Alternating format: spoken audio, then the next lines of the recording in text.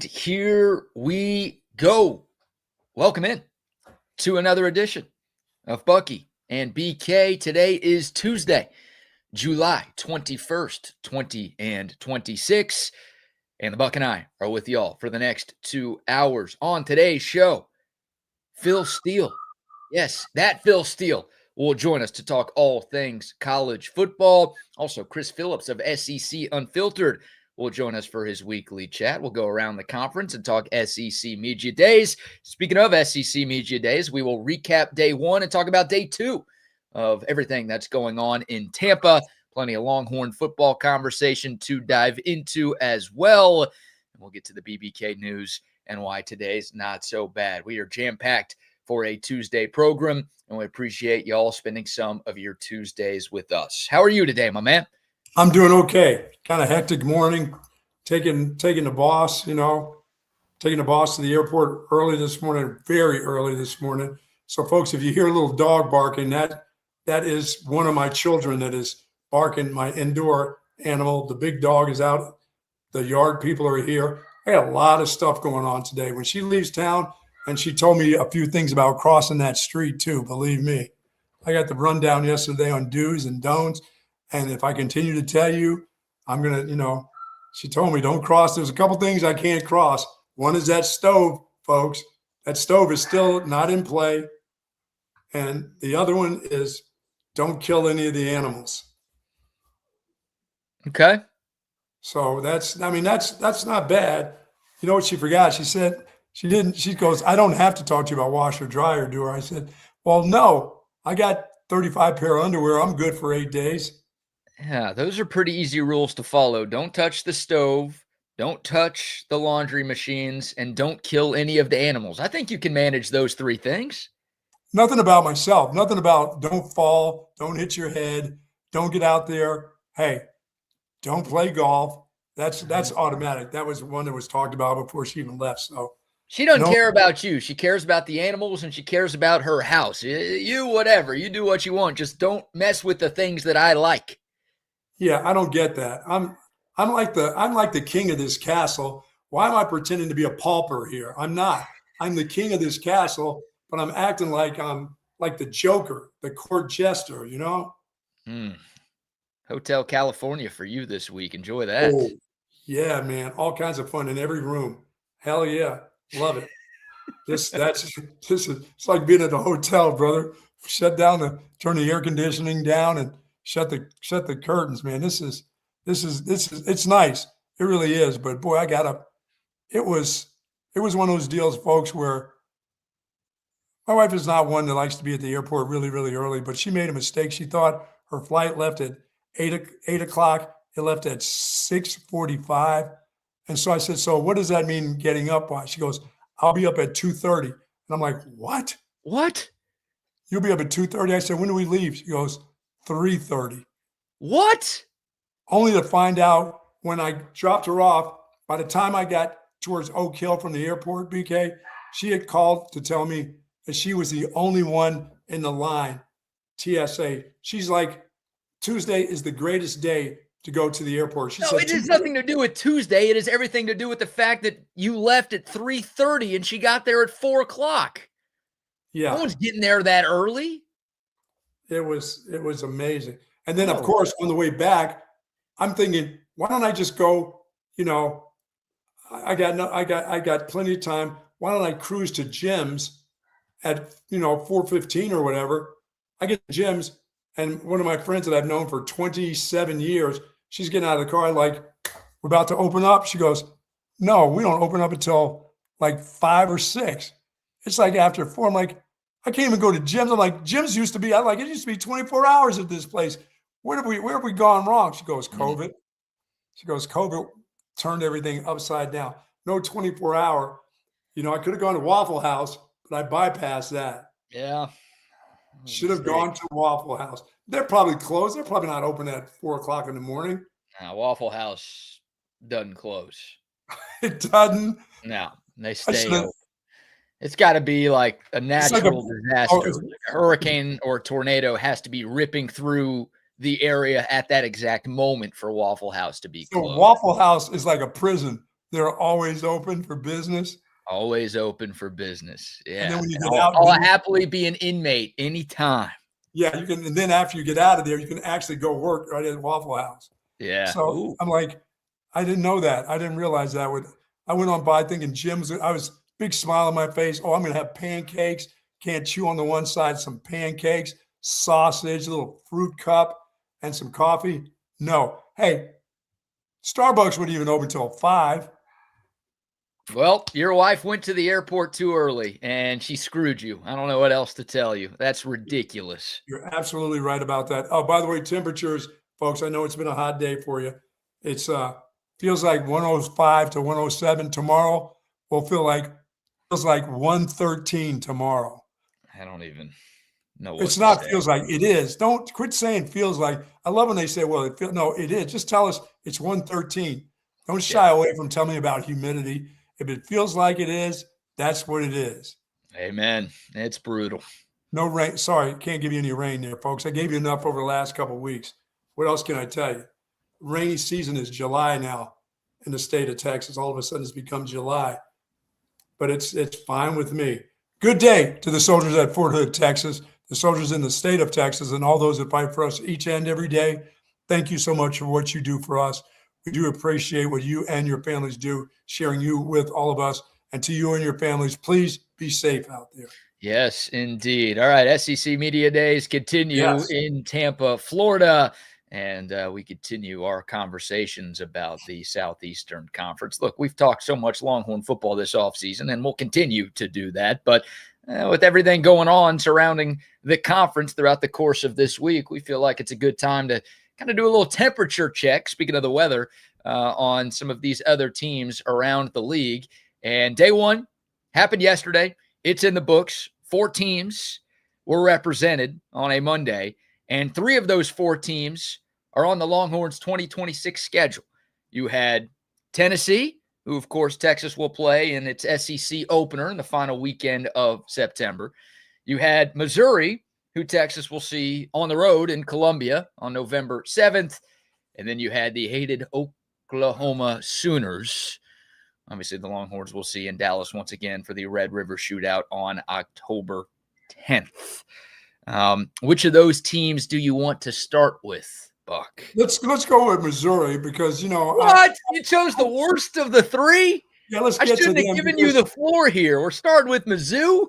Let's get them over with because who are they? Shouldn't we just figure out who they are and get them over with and not spend a lot of time? Or are we going to lose people because we started with them? Well, let's start with OU then. I gave you the choice. Well, let's go. Well, then let's start with Oklahoma. We won't start with the worst. We'll start with the best. How's that? That sound better? Oh, man. Yeah, it does sound better. I feel like that jerk. Like, hey, babe, what do you want for dinner? How about this place? No, I don't want that. Let's do something else. Selfish of me. I like your pivot, though. Let's start with Oklahoma. So where are you at with OU this year? The Sooners, they went 10-3 in 2025, lost in the first round of the college football playoff, the first team to ever lose a home game in the CFP. Remember, they were up 17-0 in that game against Alabama and just blew it. Lost 34-24. Obviously, last year against Texas, the Longhorns took care of business against the Sooners, 23-6, the final score at the Cotton Bowl. We know Oklahoma didn't get into the end zone for the second straight year in that game. Year 5 for Brent Venables in Norman. A lot of hot seat conversations going into last year. Remember, the Sooners were 6-7 in their first season in the SEC. Big time bounce back for them getting into the college football playoff. Where are you at with Oklahoma, and where are you at with Brent Venables? Like, do you think he's in a good spot because of what he did last year, or are you still maybe worried about his future in Norman? I'm not really worried about his future unless he wins only 7 games this year. 7 or possibly 8. I've 9-4 sounds about right for them, I believe. I think people are so optimistic about them and that defense. Well, eventually that defense will wear out if that offense has got just a bunch of mutts playing for them. And I think they got a bunch of mutts still, including their quarterback. I think he's top dog. So when it comes to mutts, so I'm I'm not sure. That 10-3 was very nice last year for them. I see them as 9-4 this year. Okay. Well, that includes a bowl game. So are you going 9-3 in the regular season and then a bowl loss, or are you going 8-4 in the regular season and then a bowl win? I'm going 9-3.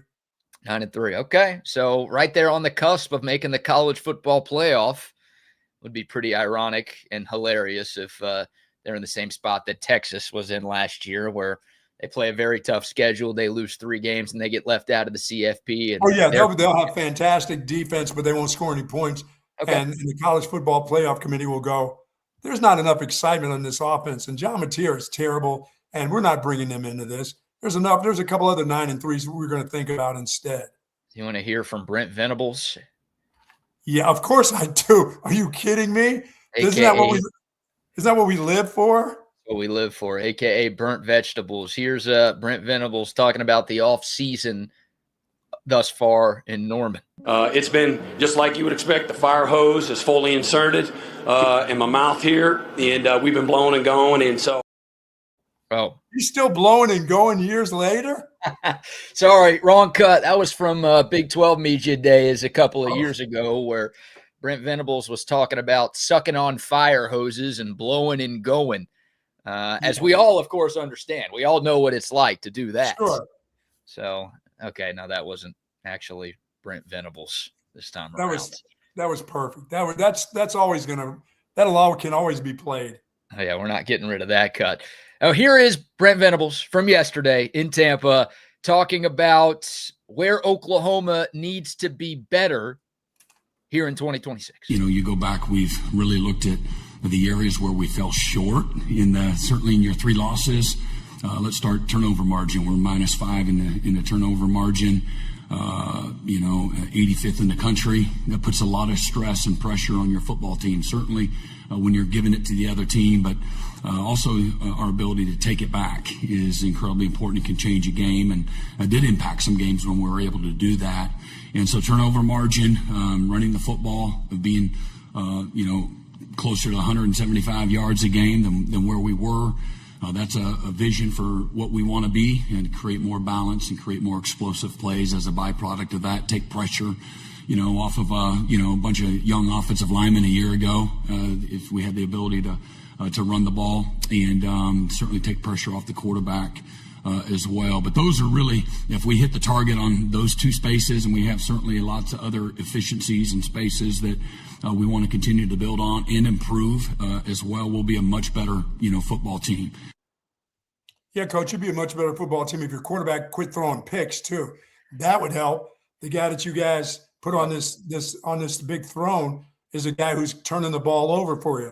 He's a guy who's supposed to be winning games for you, which he did. He won some games, did some good things, and that defense did a lot. But that's the guy turning the ball over. You don't have to worry about your running backs. I mean, you do have to worry about them. They got to be at least good, and they're not. But they don't turn the ball over. Your quarterback's the guy who's turning it over in big moments for you. Yeah, Oklahoma was -3 in turnover margin last year, and John Mateer had 11 interceptions. Just 14 passing touchdowns to 11 interceptions. Not the ratio you're looking for a high-level quarterback in college football, and everybody knows the story. He got off to that incredible start. He was the Heisman favorite 3 weeks into the season. Then he gets hurt, comes back for the Texas game, did not play well against the Longhorns, obviously, and just wasn't the same guy in the second half of the season. Like you said, willed his team to some wins, did enough to help get Oklahoma in the playoff, but anybody who watched the Sooners play last year knows that it was the defense that carried them, and the offense just did enough to find wins in a lot of low-scoring games. So that's the biggest question for OU. Can John Mateer take a step? Because 2 years ago at Washington State, he was really, really good. It was 29 touchdowns to 7 interceptions in his final year at Wazoo. He was the #1 transfer portal quarterback in America last year. Oklahoma hired his offensive coordinator from Washington State, so it was like he doesn't have to learn a new offense. They were going with the Diego Pavia route, and he just wasn't the same player. So can he – obviously a big difference between whatever conference Wazoo was in the SEC, but can John Mateer take a step, or is he the same guy? And if he is, then you're probably right. This is a team that's likely on the outside looking into the college football playoff. Well, they brought his offensive coordinator with him, so that group there had more talent at Wazoo than they've had at Oklahoma offensively. Okay, you can talk about your young offensive linemen, but your receivers are no good. You can't find a running back in the state of Texas or Oklahoma that can help you out, and your quarterback throws picks. And, I mean, he was at Wazoo throwing it all over the place in that final year. And you brought your coordinator, and the same guys with him. And you'd think at Oklahoma they would be able to find some players in the portal or recruiting from our state to make them better, and they can't. So he's not making the receivers better because he's throwing it to the other guys. They can't find a runner, which, once again, in the state of Oklahoma or Texas, you can't find it. It does forget the two states. You're Oklahoma. You can't go find a running back in the portal or throughout the country.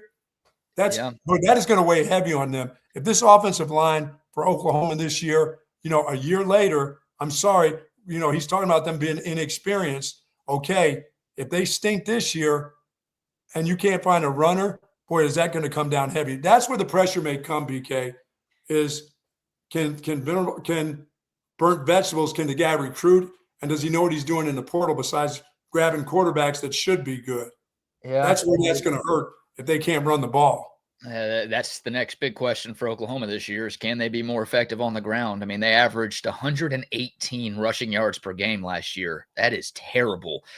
Just 3.5 yards per carry, too. They didn't have a running back hit 500 yards. Now, it took Texas until the A&M game to get Trey Wisner over that number, but Texas at least got somebody over that number in an abysmal rushing season here in Austin. Oklahoma, they've got a pretty proud running back tradition as well. They did not have a single tailback go for over 500. It should be 1,000 there every year. They couldn't get to 500. So I think they got like 800 total, didn't they, with two guys? Their first two. Their leading running back, Torrey Blaylock, had 480. John Mateer was their second leading rusher at 431. Wow. Their number 2 running back, Xavier Robinson, had 421.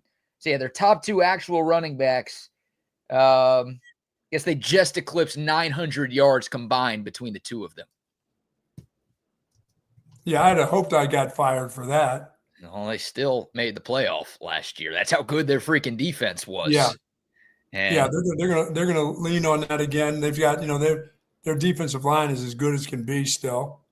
How will they be in the secondary? But I know for Texas, they can't stop Texas offense. So as good as they are or think they are, if they come up 0 on the scoreboard, they're going to get beat again.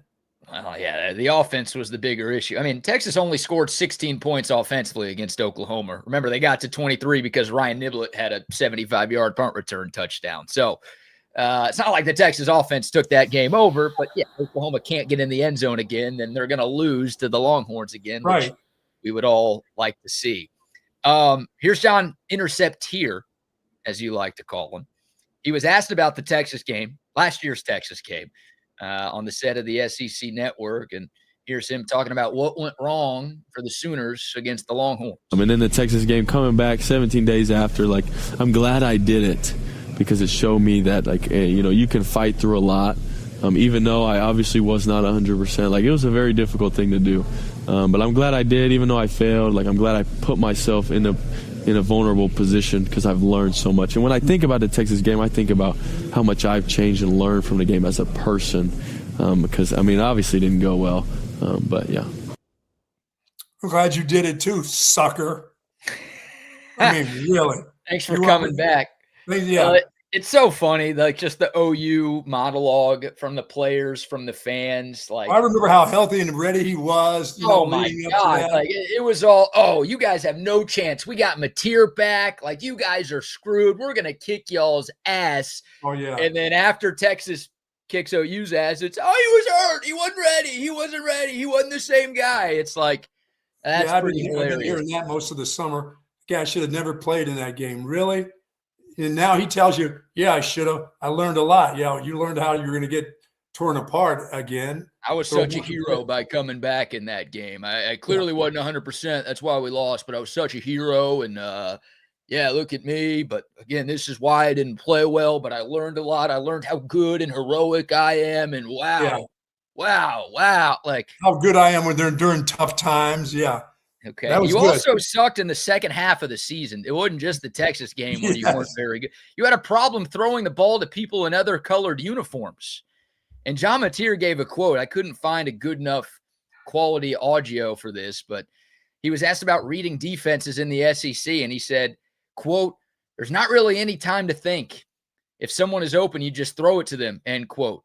And I'm thinking, well, you should probably make sure that guy is wearing the same color uniform as you are, John, because at times last year, especially against Texas, but not just in that game, he looked like the first open person on the field he saw, he was throwing the ball to, whether it was a guy wearing crimson and cream or wearing something completely different. Anybody open, he was throwing it to.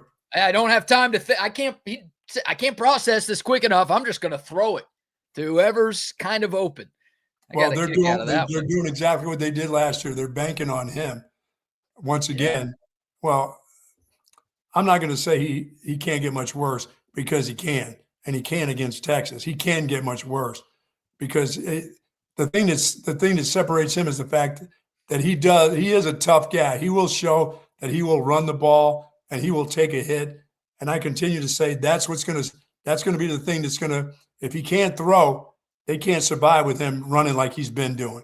He's going to take one of those hits. Somebody's going to go all balls to the wall and hit that dude. And he is not a big guy. He may be a tough guy, but he's not a big guy. Yeah, 6'1", 218 is what he's listed at. Yeah, and I don't buy that. He got hurt last year. Like, I don't think you're making some crazy outlandish prediction saying he could get banged up again this year. Like, he got hurt, missed some time last season. Yeah, he's not one of those. He's not one of those. Maybe I should say this, not a tough guy. He's not a smart guy. I see him taking on some hits in that secondary that, like, dude, you're the quarterback. Your team is only good on defense. If you get hurt, things aren't going to go well, and you tend to get hurt. And so, this may be a time to slide there, John, or go ahead and take a header instead of trying to take that hit from that safety. Maybe you should think about that a little bit more often. And then maybe your thumb will stay healthy, and you don't have to be a hero. Well, you're taking the over on Oklahoma. I'm seeing their updated over-under out in Vegas, and it's 7.5. This is regular season wins only. So you said 9-3, so you're going over on the Sooners despite all the trash we've talked. Yeah, if they were in that 7, that now they will be talking about the head coach. They've got a brutal schedule. Like, they're right there with Texas as one of the most difficult slates in college football. They go to Ann Arbor in week 2.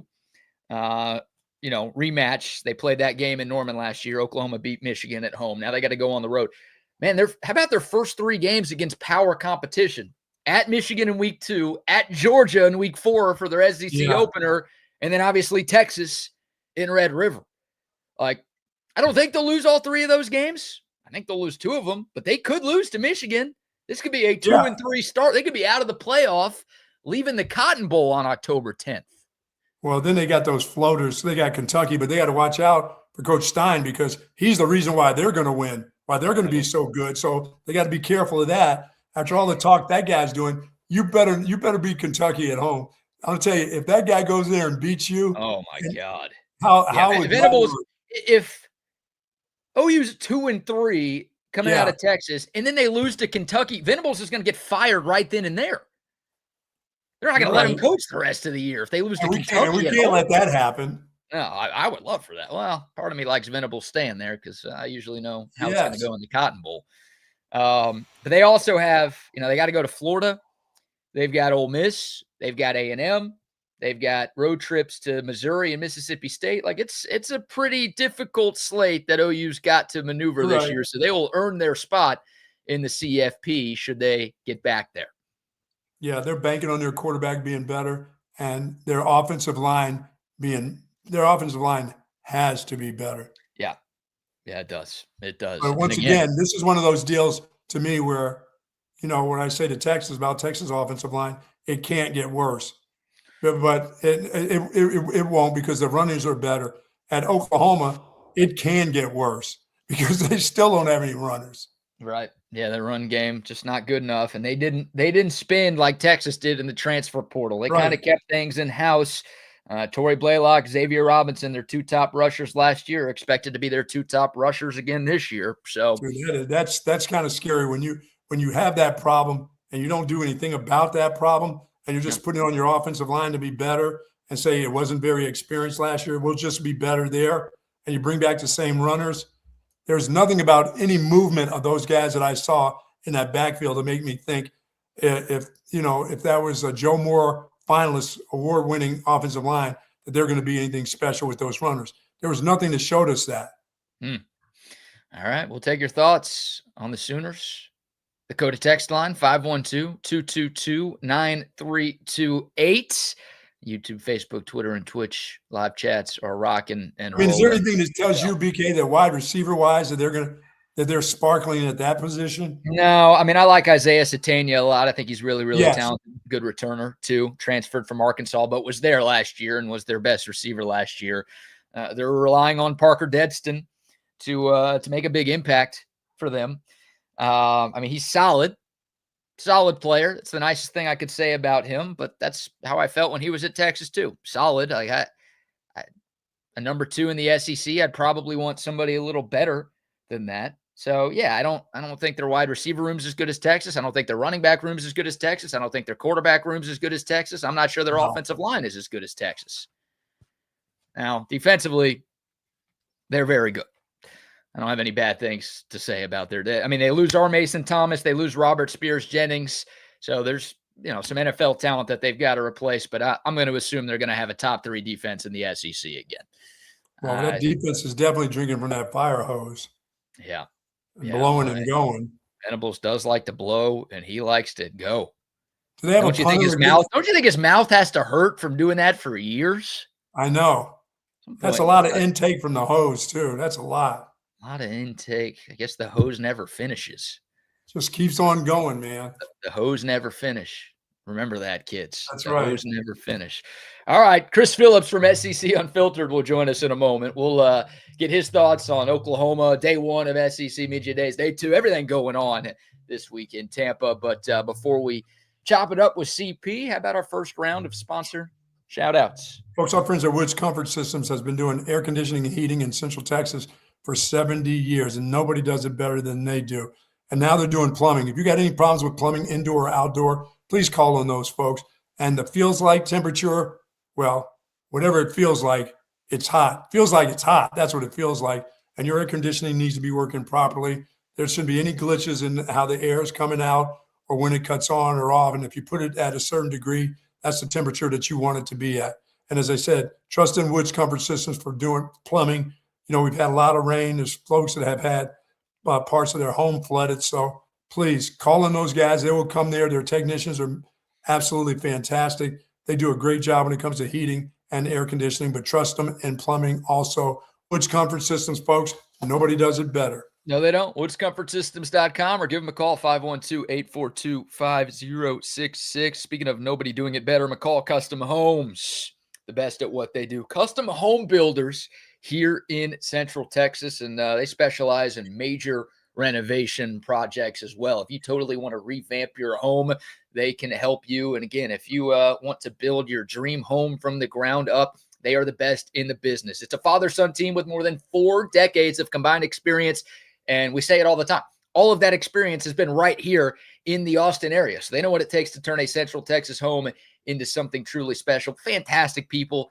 They listen every day. Big Longhorn fans. You're going to enjoy your interactions with Mike, but more importantly, you're going to enjoy the great work that they do. Check out their Google reviews, tons of 5-star reviews, A+ rated by the BBB.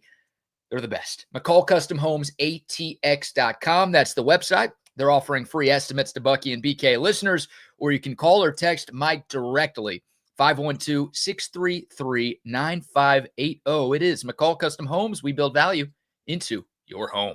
And folks, if you're seeking specialized patient-focused orthopedic care, contact the experts at Texas Orthopedics.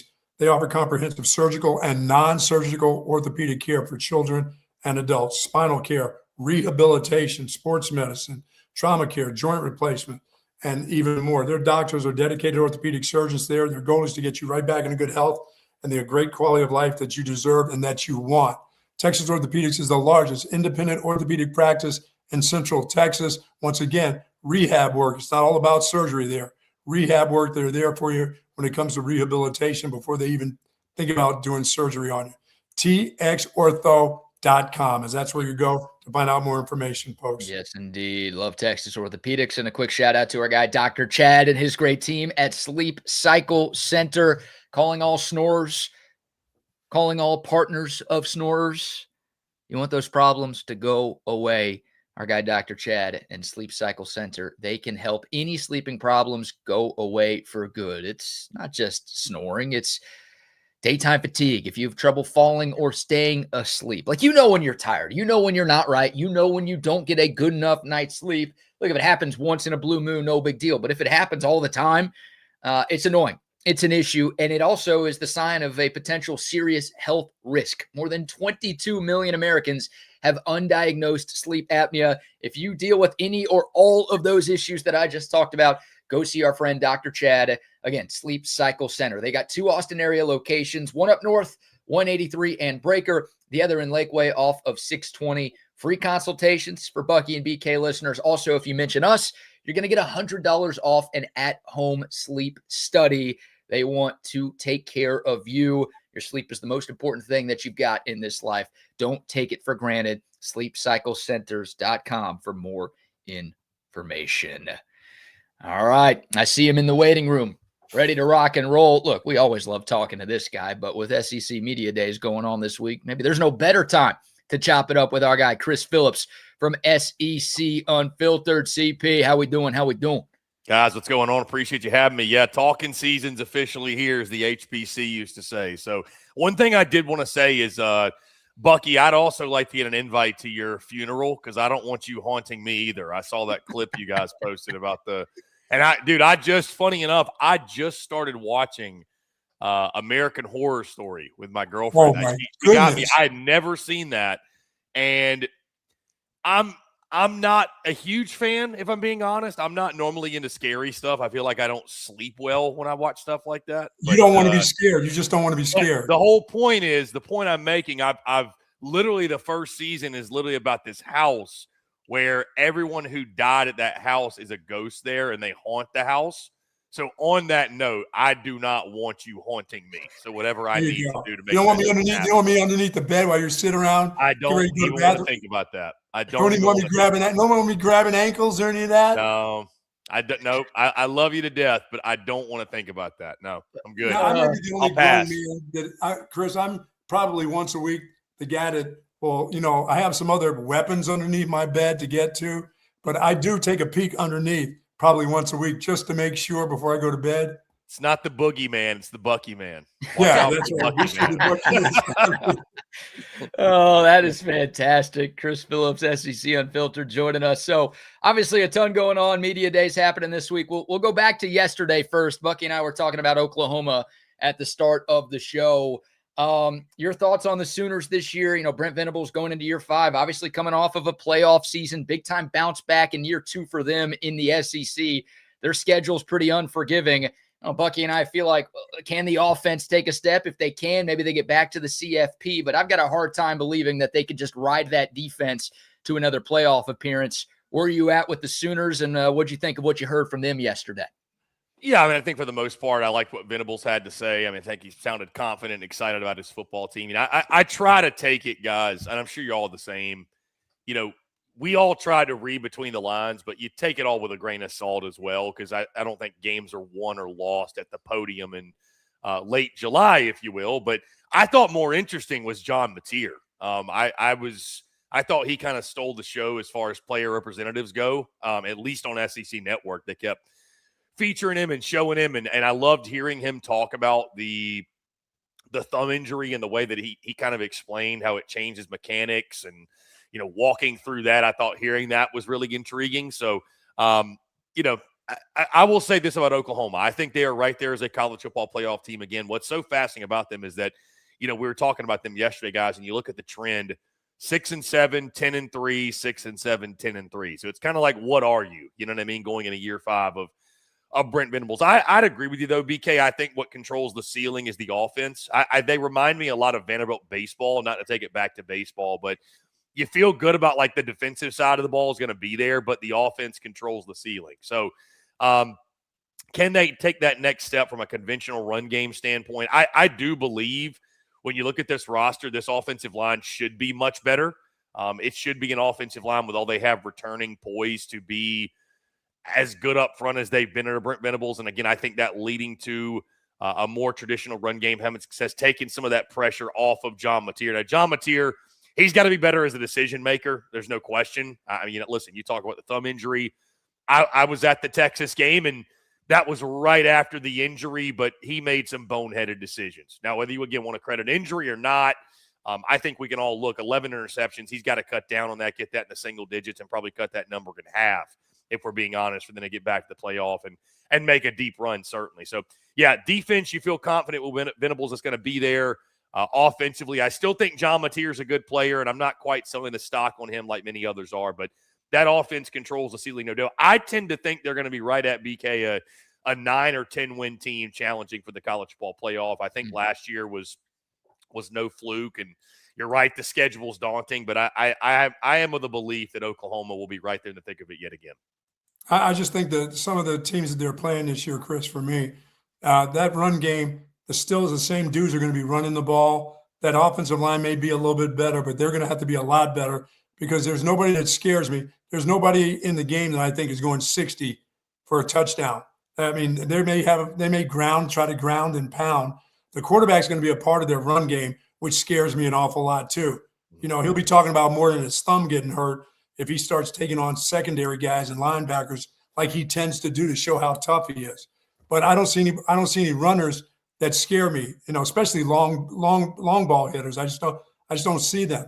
I see them as if they can consistently do this, but that's all you got. I mean, I saw that with Texas. Every once in a while, you had a guy that could go for 8 yards, but there's nobody going for 40. I think out of Torrey Blaylock and Xavier Robinson, who is that guy, and they picked up the Lloyd Avant kid from Colorado State as well. But, you know, I think the challenge now, here's something else. Year 2 of Ben Arbuckle. So year 2 of an OC, you would expect there to be strides in the positive direction. I know we're talking run game, but I need to mention this at wide receiver. I do like they added y'all's guy, Parker Livingston, who I mean, listen, I thought he really emerged last year. And then Trell Harris coming over from Virginia Tech, I thought was a really nice pickup. And I know they're really excited. I'd be remiss if I didn't mention the tight end position as well. They're really pumped about. They got Hayden Hansen from Florida, Rocky Beers from Colorado State, who's probably got the best name in all of college football. Jack Van Dorselaire as well is another guy they brought in via the transfer portal from Tennessee. So they love the size at the tight end position, and talking to some OU folks. And again, take it for what it's worth, coming straight from Norman, but they feel like the tight end position is going to help them in regards to getting a push in the run game as well. So I think you factor all that in. The big challenge, I think, for Ben Arbuckle on that offense is this. You need to raise the floor for John Mateer. He needs to be a smarter player.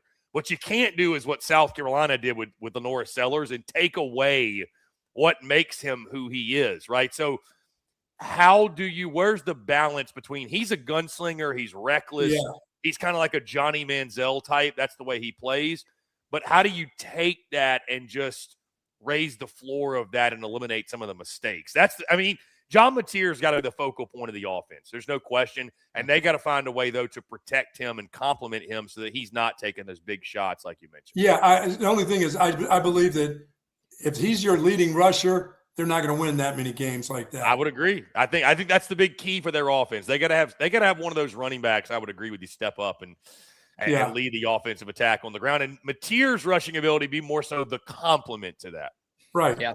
Agreed. Chris Phillips, SEC Unfiltered, joining us here on Bucky and BK. CP, I'll kind of give you the floor here. I know it's talking season, and you said what happens in late July at media days doesn't win you any games in the fall. But is there a team or a coach or a player that's either already gone or going to go this week that you're most excited to hear from, and like maybe you've got a lot of questions about that you hope can get answered at some point in Tampa this week? Yeah, BK, I'll say this again. Games are not won or lost this week, but it sure is entertaining. It doesn't mean I'm not really, really excited for it. I mean, we're all, itching for football. And so this since I was a kid, man, this was an event I look forward to because it really did feel like the official kickoff to the season. And again, I mean, it used to be certainly before, we had as much coverage as we do now. Even, we're so starved for football. We're hanging on every single word these coaches have to say. So, one of the big questions I want to answer was answered yesterday, and that was about Ahmad Hardy at Mizzou. I think that was I think that was really the most pressing question that we were really going to be able to get an answer to of some sort. And I applaud Eli Drinkwitz for really coming out and, he could have given us the typical coach speak. Hey, like, this is unprecedented territory, gunshot wound. We don't really know the timetable. When I have more information, I'll get back to you. He was very forthcoming. Hey, the road to recovery protocol starts today. 5 to 8 weeks is what it could be longer, but that's sort of the timetable that we're evaluating. So I thought that was really interesting. And thank goodness that it was great news to hear that at least sounds like Lamont Hardy's going to play football this season. And it sounds like early season he'll be back for them. As far as the coaches remaining, I think hearing from all the new coaches is really interesting. Like, for example, Will Stein made a splash, right? When he's asked, why do you think you can win big at Kentucky? Because of me. I thought that was very Kurt Signetti-ish of him. And we'll see if he can deliver on that promise. But I just thought that was really interesting and intriguing. Alex Golish will get to go here shortly. Listen, anytime Kirby Smart talks, I just want to run through a brick wall, man. I don't know how, if you love college football and love football, you listen to Kirby. It's awesome. So I'm already high on Georgia. I didn't really need any more hype up from Kirby Smart to be high on them. Yeah, as far as the rest of the guys, we'll be interested to hear from Sark, of course. It's crazy they got him going dead last this week, making us all stick around, I suppose, and stay interested. But yeah, I think the biggest question that I had, there were two for me. And one was overarching, one was team-specific. Number one, Ahmad Hardy. Number two, I just always find it interesting, guys, trying to read between the lines of which coaches are leaning into expectations and embracing expectations. And especially from the first-year guys, which coaches are more, hey, be patient. Like, this is where we are. Maybe not resetting expectations, but more so are asking for patience and are cautious and are not quite as, you can sort of tell and read between. Like, I remember a couple of years ago being there in Hugh Freeze specifically, and I know we all laugh about Hugh Freeze now, but this was 2023 when people still had high hopes for him. And I remember him saying, like, hey, be patient with us. We're still building.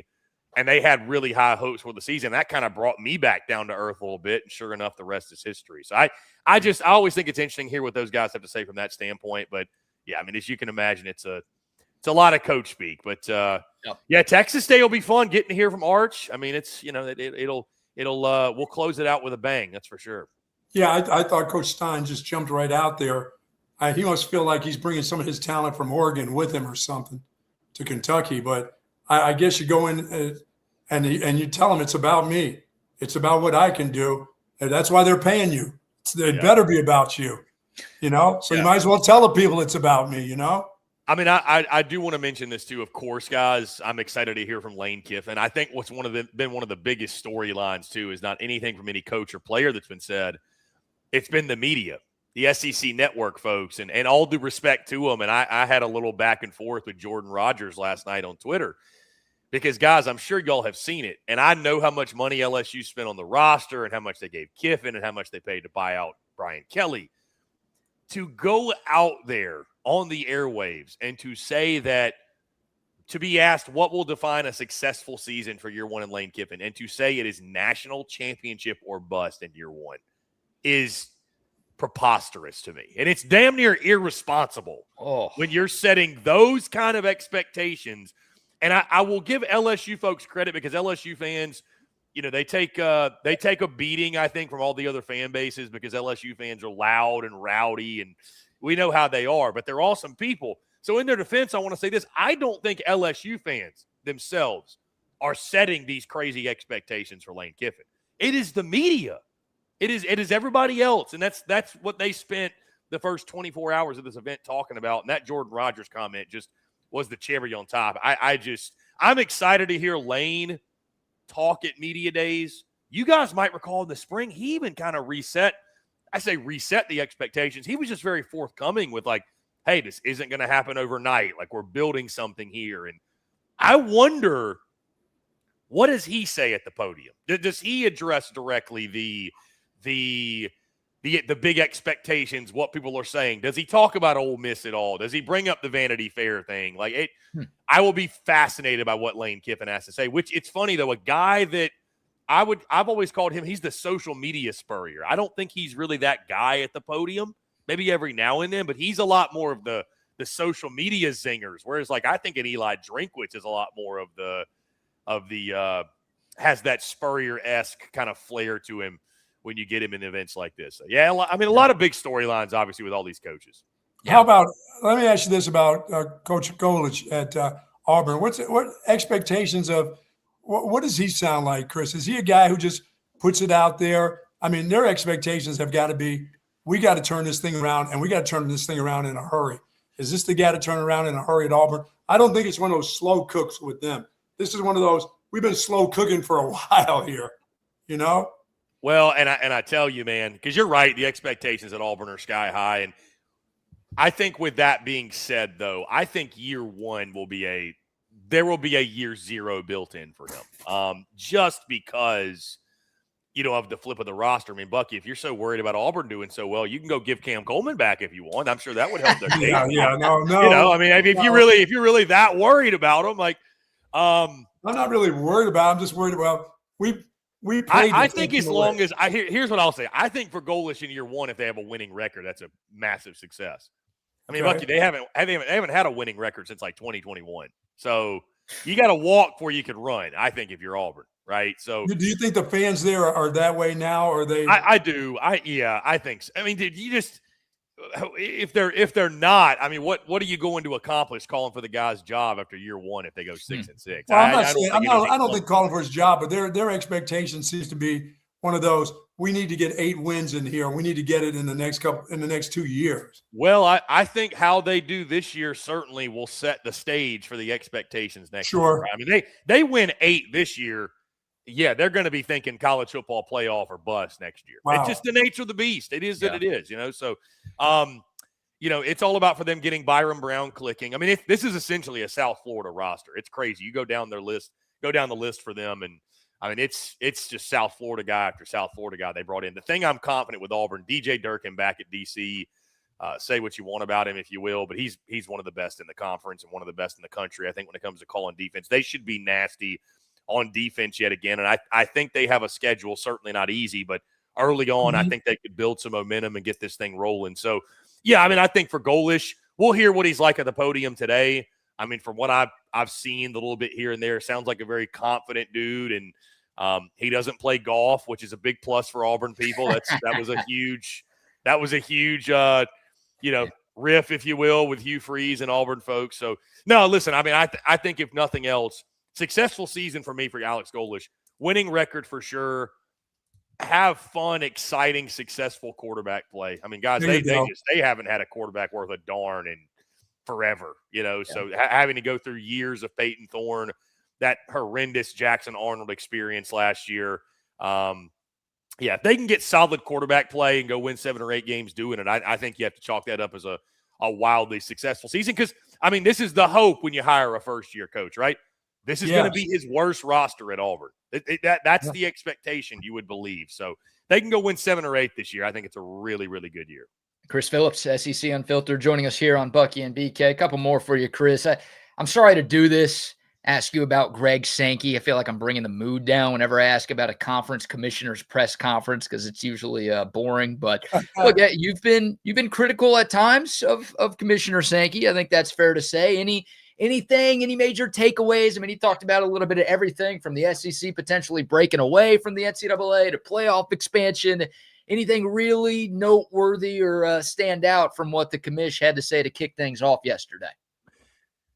When I hear Greg Sankey talk, guys, it's like hearing the principal from Charlie Brown, just womp, womp, womp, womp, womp, womp, womp. And we're all sitting there waiting like we all want answers to questions that we just seem to never get them. In light of this question, BK, Kirby Smart summarized what I tried to tell you earlier this offseason when he said today, quote, what we focus on at Georgia is what wins football games. At the end of the day, I don't enjoy talking about all these things that affect the landscape of college football. I enjoy talking about what wins games. I felt like he was talking to me before me. When he was saying essentially, hey, I didn't come here to talk about the landscape or collective bargaining this. At Georgia, we're going to focus on what wins football games. That's just how I feel as a person. But with that being said, I understand why the question comes up, and I know it's important. Yeah, I mean, I think what's most fascinating is how unpopular the decision to go to 9 conference games is. Like, if you're really reading between the lines and, you're hearing what some of the coaches say, go back to spring meetings, very, very unpopular decision for that to occur. I think the most compelling thing that he said was about the SEC potentially. No, it's a real thing we might break off, which I still don't think it is. I think it's all, posturing and negotiation to get somebody to budge before the other or what have you.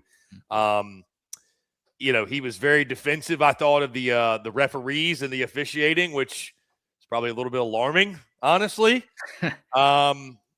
Yeah, I mean, outside of that, I mean, I know it's a lot of future of college football and stuff that's important, but yeah, I was relieved when he was off the stage, if I'm being totally honest. So I mean, it's the same stuff with really no end in sight.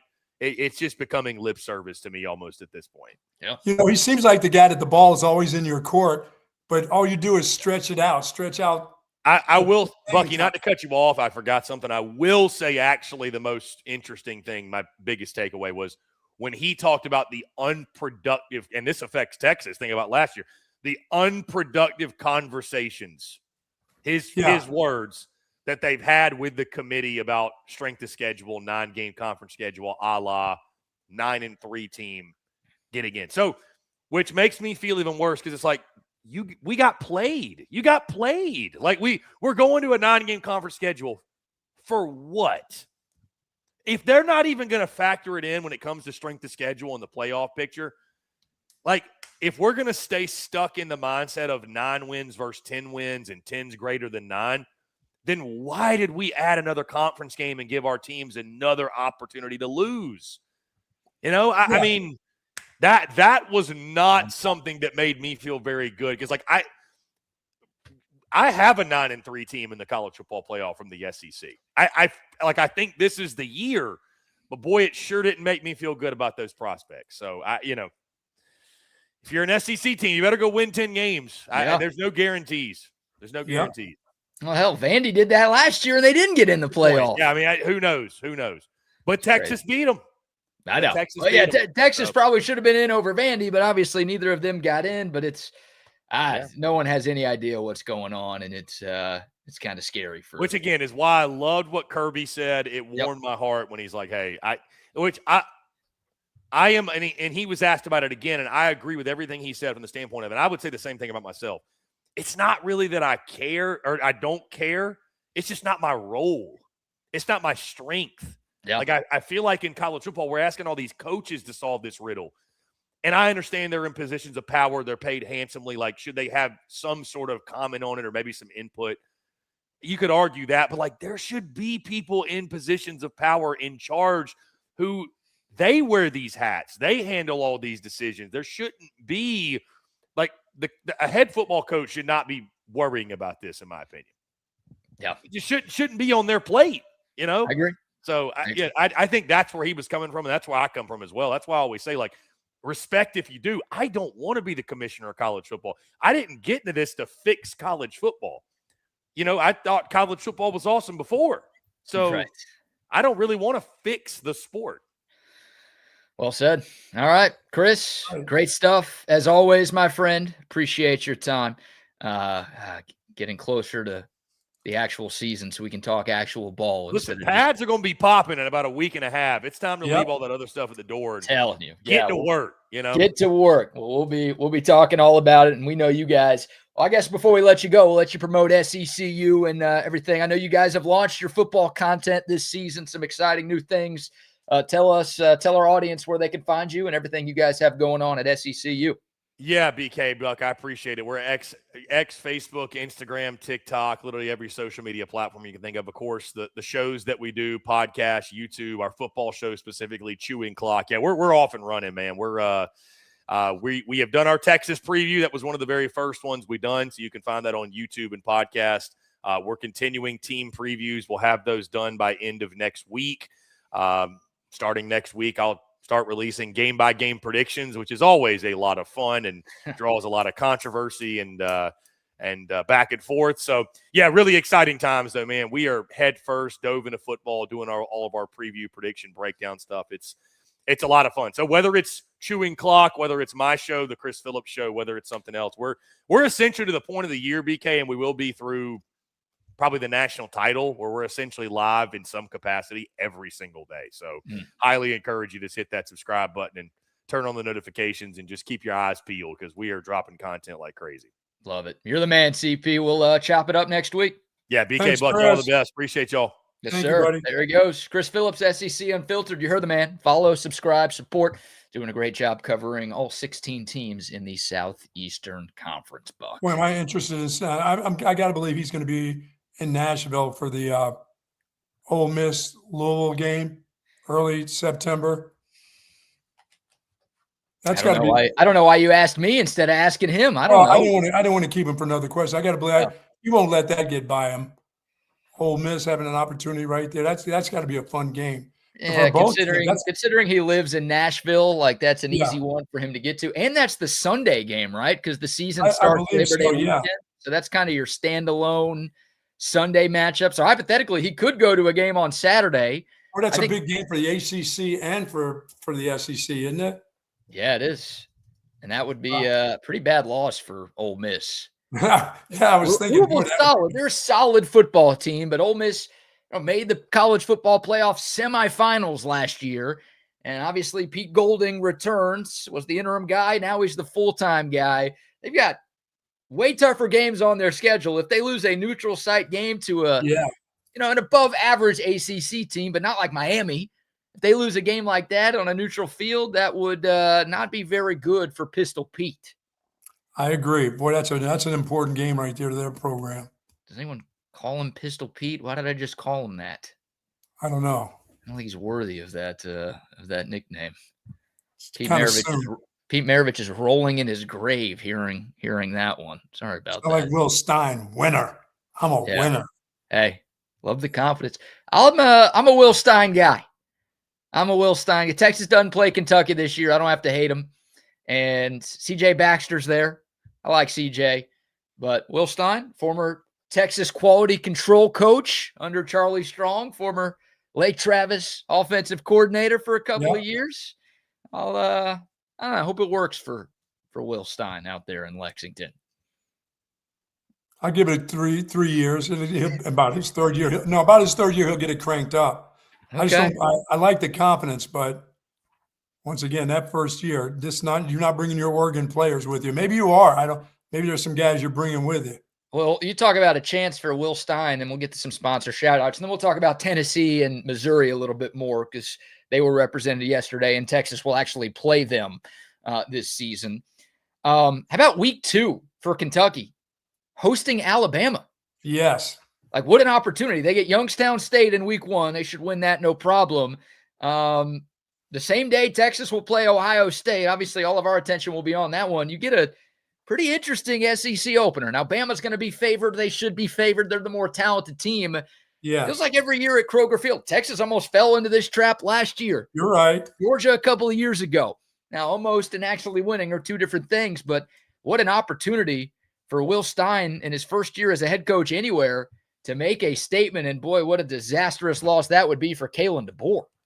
Yeah, but what an ass whipping that could be that Kentucky will take. More than likely it's that. Yeah, they're going to play Youngstown State and think they're on top of the world.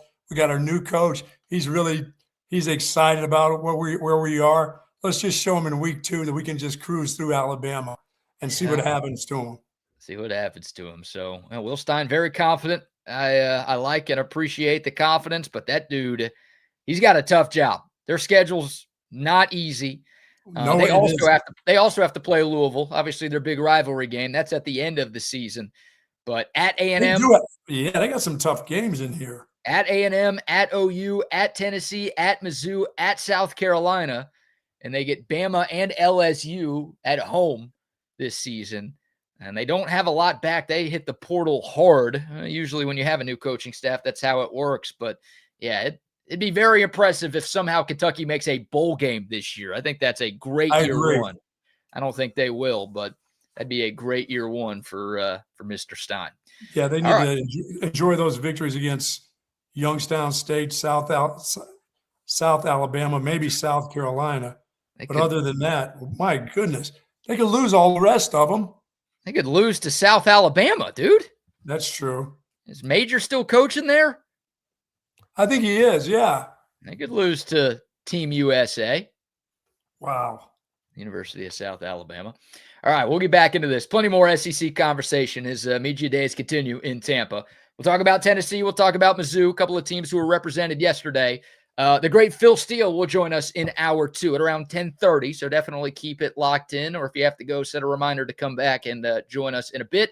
But before we go any further, Buck, how about another round of sponsor shout-outs? Our friends at Relax the Back embrace a holistic approach for a healthier lifestyle. And folks, my back couldn't be happier. I'm sitting in my Relax the Back chair as we speak right now. This chair feels so good on my back, BK. It is hugging me around my rib cage almost. I love this chair. Love this chair to sit in just watching TV, watching my Westerns. Doesn't have to be a sporting event. Don't have to look at the computer. I can just sit in this chair in my home and feel good. And folks at Relax the Back, they've got a chair or a mattress or a pillow just for you. Zero gravity recliners, Tempur-Pedic mattress sets, Tempur-Pedic pillows, human scale office chairs, desks, the stand-up desk that some folks are looking for. They've got it there at Relax the Back. They've got 2 great locations. One is at the Hill Country Gallery across from Whole Foods, and in North Austin at the Gateway Shopping Center across from the Container Store. Live pain-free like the Buck at Relax the Back. Yeah, you really want to live pain-free. How about some Altstadt beer? Yes, indeed. You'll forget about all your pain if you drink Altstadt. At least enough Altstadt. I don't know if they want me saying on the floor. You don't need to sit in a chair. You can just sit on the floor with that. Yeah, I don't know if they want me promoting their beer like that, actually. I don't know. Love the Altstadt beer. The best beer in the world. Brewed locally in Fredericksburg. And some great news. The U.S. Open Beer Championship just happened a couple of weeks ago. Altstadt named Brewery of the Year all across the U.S. We've talked about Altstadt winning Best Brewery in the state of Texas at the Texas Craft Brewers Cup a couple of months ago. How about Brewery of the Year in the United States? We're not messing around here.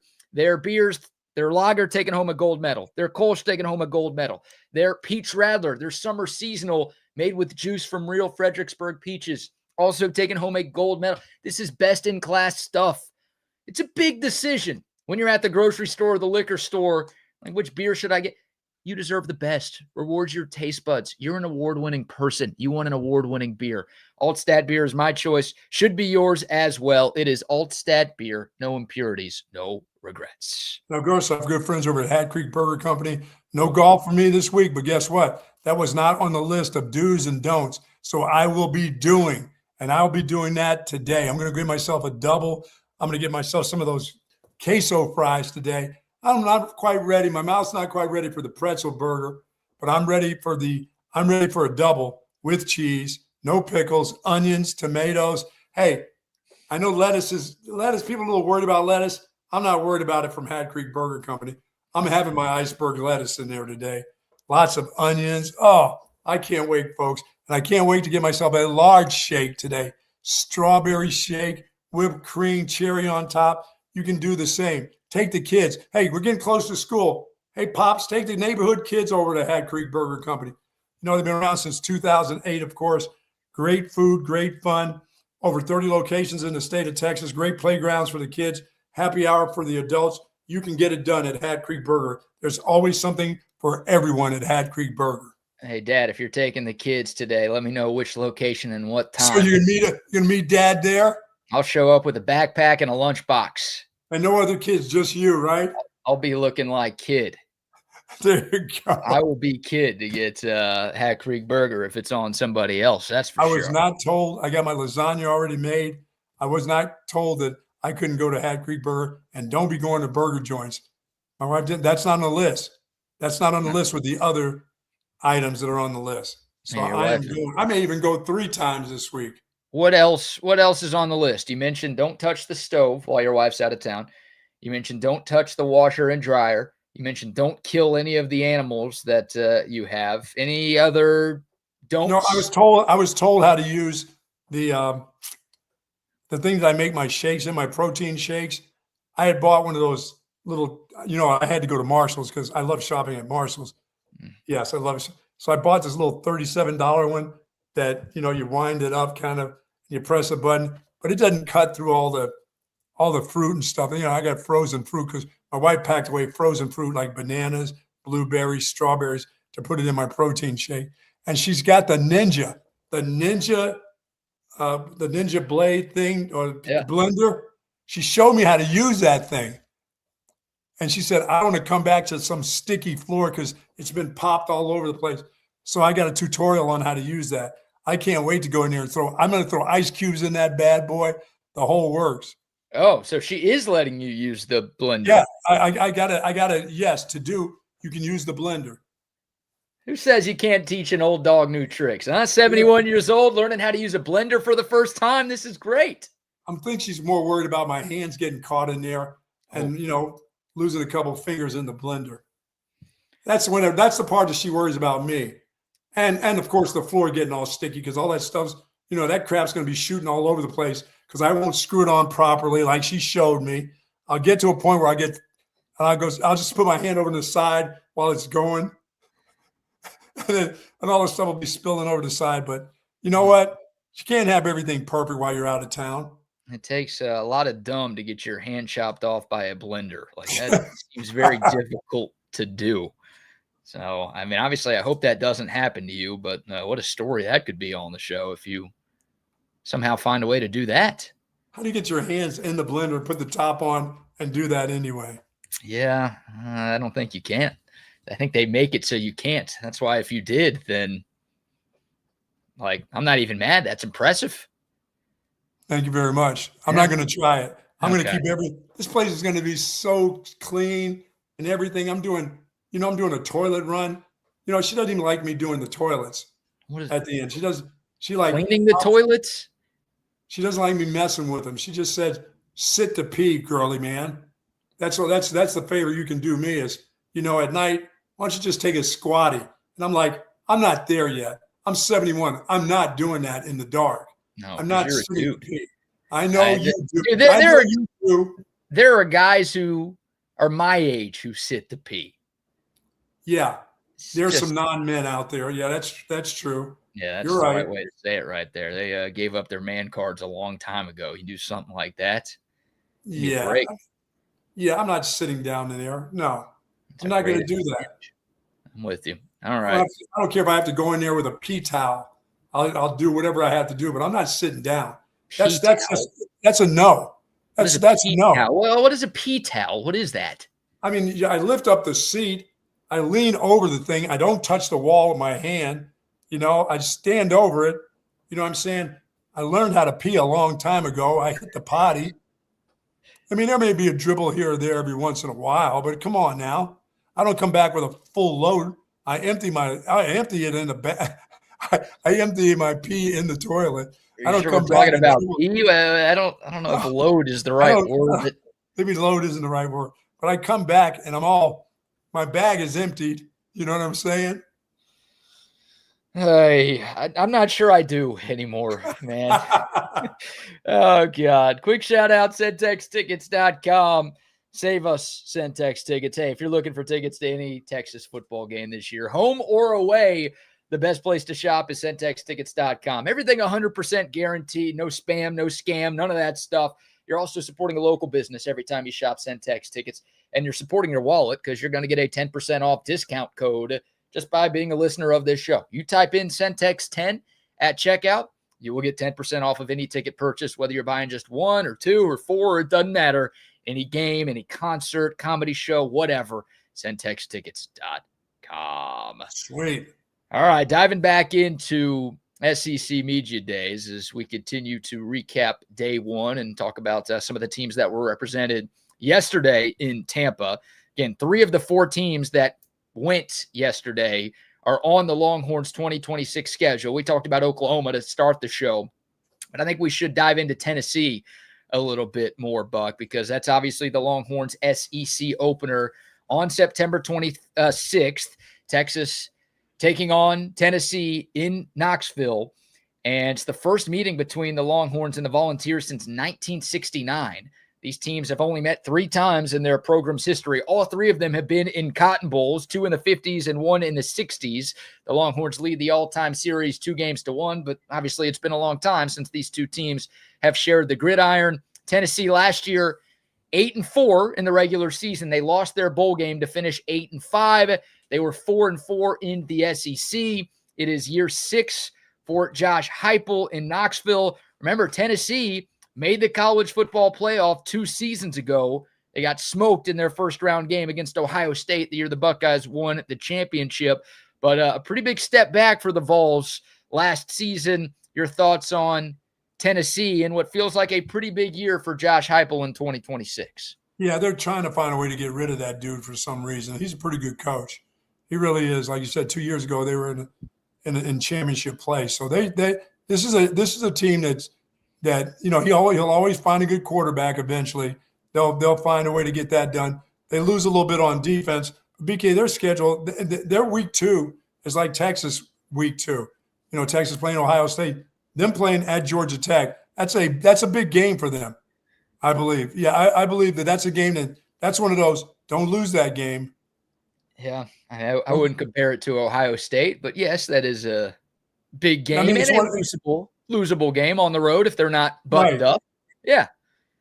Yeah, and I don't expect him to win that game. I do expect him to lose that game to Georgia Tech. Wow. Okay, well, So we've talked about it a lot that you are a little nervous about Texas's trip to Neyland in week 4. If Tennessee loses to Georgia Tech in Atlanta in that second game of the season, would that calm your nerves a little bit about the Longhorns trip? Yes, it would. Okay. Yes, it would. It most certainly would, because you know what they're going to do to Furman. They got they're going to beat the crap out of teams before. But that Georgia Tech game that's sort of like playing Tennessee. That's a scary game for me. Okay. Yeah, they got Furman in week 1, at Georgia Tech week 2, Kennesaw State in week 3 before Texas comes to town. So at worst, they'll be 2-1. I would lean Tennessee to beat Georgia Tech. But look, we don't know who Tennessee's quarterback is going to be. Right. And we've got some sound from Josh Heupel. Obviously, that's the biggest storyline surrounding the Vols. Tennessee replacing Joey Aguilar at quarterback. I think it's the 5th straight year where Tennessee will be having a new starter at quarterback. So here was Josh Heupel yesterday when asked about maybe who's got the lead in that quarterback competition. He didn't give us a whole lot in terms of who's the front runner. Much is going to be made about our quarterback situation as we come in, starting our 5th different quarterback in 5 years. We've done that historically. At some point, I'm going to have the opportunity to come back here with a returning starter at quarterback. But 7 out of the last 9 years, we've had a different starting quarterback. And 7 out of the last 9 years, we've been top 10 in the country in scoring. We're going to have a guy that's ready to go compete and play at a championship level. Whenever you start a young quarterback, I think it's important that the other guys around him play at an extremely high level. And we have a lot of guys that are coming back on the offensive line and the skill positions that will put those guys in a great position to go do their jobs. And he does a good job with the quarterback, and he'll have to, because he'll have a new starter again. He'll probably have a young starter. So his job. He does well with quarterbacks. Now, how soon will he do a good job with the quarterback? That's the key. Yeah, that's the big question. And I'm kind of happy Texas gets Tennessee pretty early in the season, because I don't know if that question is going to be answered for them. And it's not like 2 seniors duking it out for QB1. No. It's a true freshman and a redshirt freshman that are in competition. Now, the true freshman is a guy named Faison Brandon, who I think is definitely the future at quarterback for Tennessee. 5-star recruit, one of the top 5 overall recruits in the country this year. The guy's a supreme talent. The other guy, the redshirt freshman, is George McIntyre, who was a pretty high 4-star recruit in last year's cycle. So, which one of those guys ends up winning the job and how effective can they be right away? That's really what's going to determine how good Tennessee can be. But Heupel brings up a great point. He's had new quarterbacks a lot, and nobody was really buying into Joey Aguilar last year. Now, little different because he had played before at previous stops, and he was a senior, so he had college football experience, but he was an unknown, and can he make the jump to the SEC? He was pretty good last year for the Vols. So I would give Josh Heupel the benefit of the doubt. I think at some point this year, Tennessee will have solid quarterback play. But again, how quickly can they get it? Right. If they don't, they could start 2-2 with losses to Georgia Tech and Texas in September. You're right. As I said, and we've said this, he does a good. How quick can he do a good job? That's the deal. And I think the other big question for Tennessee is they got a new defensive coordinator in Jim Knowles. No relation to Beyonce, I believe. No, they don't really look the same, so I don't know if anyone thought they were related. He's very good. He's one of the most well-known defensive coordinators in college football. 2 years ago, he was Ohio State's DC when they won it all. Last year, he was at Penn State, lost his job when James Franklin lost his job. But he's very good. Tennessee, when they made the playoff 2 years ago, Buck, they gave up 16 points per game. Last year, when they finished 8-5, they gave up 29 points per. That's 2 touchdowns. Yeah. They were worse stopping the run. They were worse defending the pass. They were worse everywhere. They lose 4 starters on the defensive line from last year. But, yeah, Jim Knowles, a great defensive line. It's kind of weird to see a guy go from a national championship level defensive coordinator 2 years later, he's back to being the new guy someplace. That's just it's a weird feeling. Then going from there to Penn State, yeah, your boss got fired because you decided to leave, but it's just he took a pay bump to go to Penn State. Like, he didn't get fired at Ohio State. Penn State, they knew James Franklin maybe was in trouble. They wanted to go all in last year, and it was a total disaster. And then they told Matt Campbell, no, you don't have to keep this dude. If you want to get rid of him, he can go too. Yeah, I don't know the timeline of that. If he took the Tennessee job before, because remember, it took Penn State a long time to hire Matt Campbell as their coach. So I don't know if Knowles had already taken the Tennessee job at that point, but it usually takes Knowles 2 years to really get his defenses playing at an elite level. So that's the question, right? Can they figure it out in year one, or will it be 2 years before their defense gets back to kind of the playoff level it was at 2 seasons ago? That's a huge question. So quarterback and just overall defense. Phil Steele says they have the best offensive line in the SEC. They've got a really good running back, a returning 1,000-yard guy with Deshaun Bishop. They've got talent at wide receiver. It feels like they always do. So there's, again, talent on that roster. They recruit pretty well, but quarterback and really the entire defense are major questions. Their schedule, you brought up the Georgia Tech game. Their 3 toughest SEC games are all at home. Texas, Alabama, Ole Miss, all at Neyland this year. That's good. They've got road trips to Arkansas, South Carolina, A&M, and Vandy. There's some winnable games there. They don't have to play Georgia this season. They don't have to play Ole Miss this season. So it's one of the more manageable schedules, I think, all things considered, in the SEC, which should help them. Their over-under in Vegas is at 7.5, Buck. Where are you at with the Vols? 7. You're going under. Yeah. Yes, I am. Especially if I'm putting the Georgia Tech game in there. Yeah, if that's a loss, that kind of feels like the swing game there. I'm going to go 8-4 for Tennessee, so I'll go over. I think Vegas is kind of right on the nose with that 7 and a hook. So we're around the same ballpark. I'll go 8 wins for Josh Heupel in year 6, and we'll see if Tennessee fans are happy with that. I don't think he'd lose his job if they're 8-4 again, but that would put the following year in jeopardy, though. Exactly. If your quarterback's coming back for another year. Well, yeah. So you got a redshirt freshman and a true freshman, so they should have the same guy for the next couple of years. Finally, and I thought that was the case with Nico, and remember he just spurned them for NIL money at UCLA. Yes. Wild situation. So I guess that could happen again, but big year for Tennessee on Rocky Top. And then Missouri, you wanted to talk about them early, Buck. Yes. Your thoughts on Mizzou? Obviously, their biggest story this offseason, their leading rusher, the best running back in the SEC last year, Ahmad Hardy, suffering a gunshot wound in May. Eli Drinkwitz gave an update yesterday saying that he's on the road to recovery, and he gave this sort of 5 to 8 week timeline as the expectation for when Ahmad Hardy will be playing again. That's a big difference because 5 weeks is before the start of the season. Absolutely. 8 weeks is they've got a game at Kansas week 2 think everybody knows how big of a rivalry that is. If you don't, let me tell you, that's a huge game for both sides, and that's a road game for Mizzou this season. So you'd like to have your best player back for that one. I think from a Texas standpoint, it's pretty obvious that Ahmad Hardy will be back because that game between the Tigers and the Longhorns is not until November.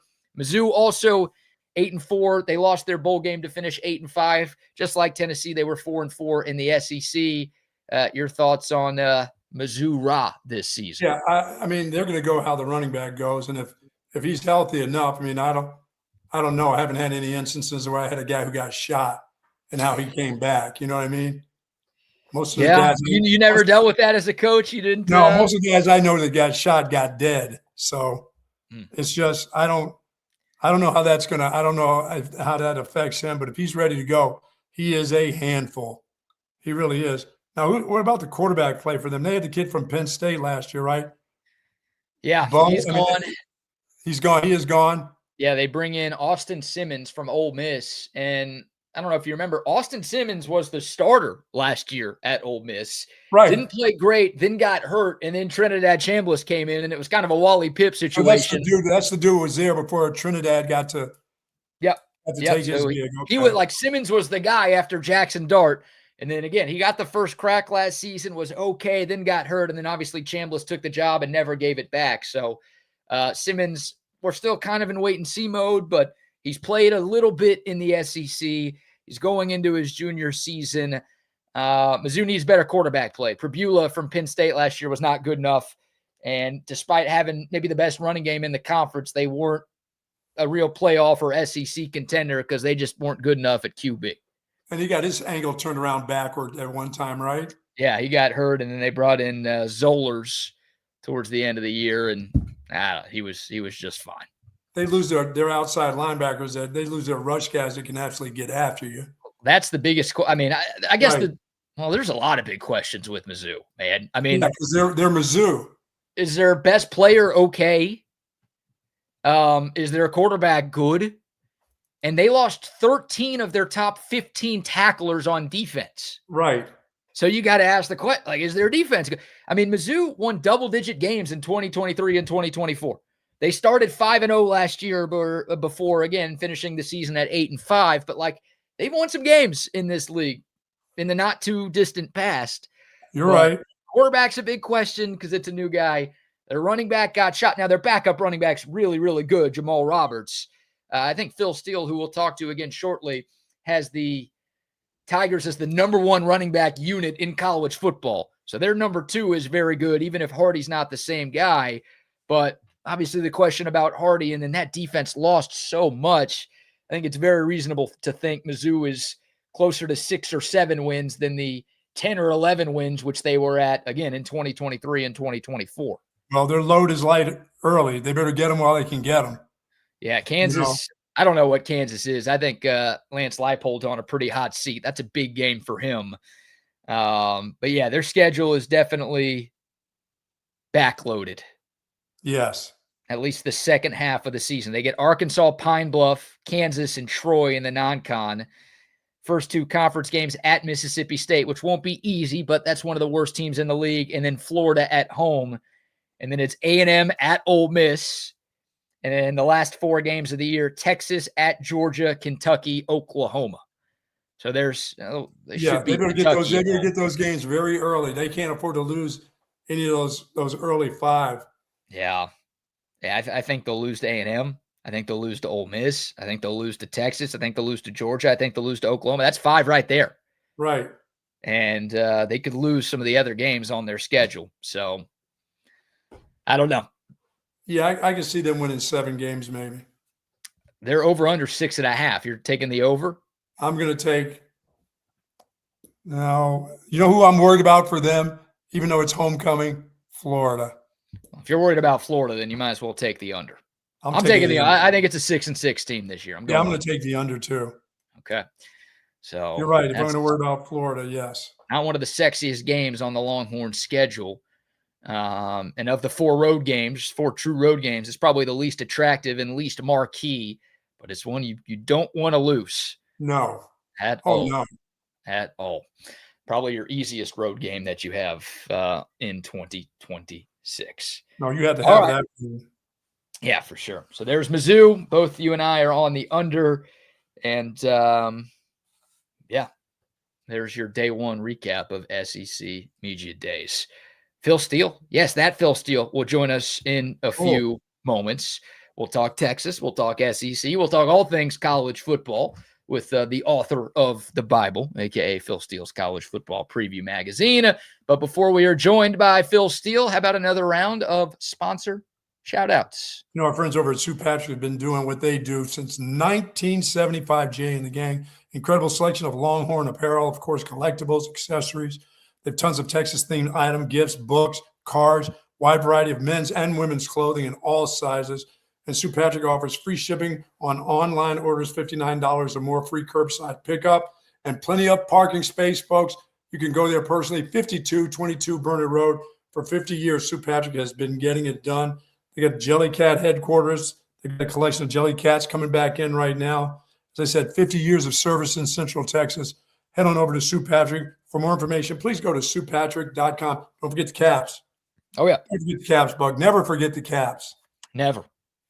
Ever forget the caps at Sue Patrick. Love our friends at Sue Patrick. Also love our friends at Gobundance. Hey, Yes. Texas football is built on legends. From DKR setting the standard to Mac Brown bringing home a national title to Vince Young and Colt McCoy leading by example. The Longhorn way is more than talent. It's about discipline. It's about brotherhood. And it's about rising to the occasion, all things that'll be very important for Texas here in 2026. That's the same spirit behind Gobundance, a community of high-achieving men, business professionals, investors, and leaders who push each other to win, not just in business, but in life. If you are ready to live like a champion, then Gobundance is your team. If you're the smartest guy in every room that you're in, you are in the wrong rooms. You've outgrown your circle. Step into a brotherhood of, again, high achievers who will challenge you to play bigger and be better in this life. And again, help you achieve things that you never thought possible. Gobundance.com for more information. Ricky Williams is a part of Gobundance, by the way. Yes, he is. Gobundance.com for more information. Love it. And also, a shout out to Audiovisual Consultations. We are 46 days away from Texas football opening up the 2026 season. We are 39 days away from week 0 in college football. We are like 20-something days from the NFL preseason starting. Yes, Brendan Sorsby, there's money to be made on the NFL preseason too, so we'll be locked in. Come on. Hey, you're running out of time to get your TV setup done with Audiovisual. They're the best in the business. They've hooked up thousands of Central Texans since they launched back in 1988. Home theater rooms. They do man caves or woman caves. If you just want a giant big screen with surround sound for your living room, they do all of those things. Patio setups, outdoors. You want your home to be the place to be for football season. You don't want to spend all of your time on Saturday and Sunday driving around, spending money on gas and at the bars. Make your home the spot for all of your football watching here in 2026 and beyond. It's not just 1 year. You're going to have these TVs for a long time. AV Consultations, the best equipment, the best prices, the best work. All you have to do is give our guy Tom McKay a call. 512-255-8678. That's the phone number. Or you could find out more information online at avconsultations.com. Think Sorsby's locked in by now? Think he's locking in? Think he's reading up on the magazines and stuff? What do you mean by locked in? Locked in on who he's got to put some coin down on.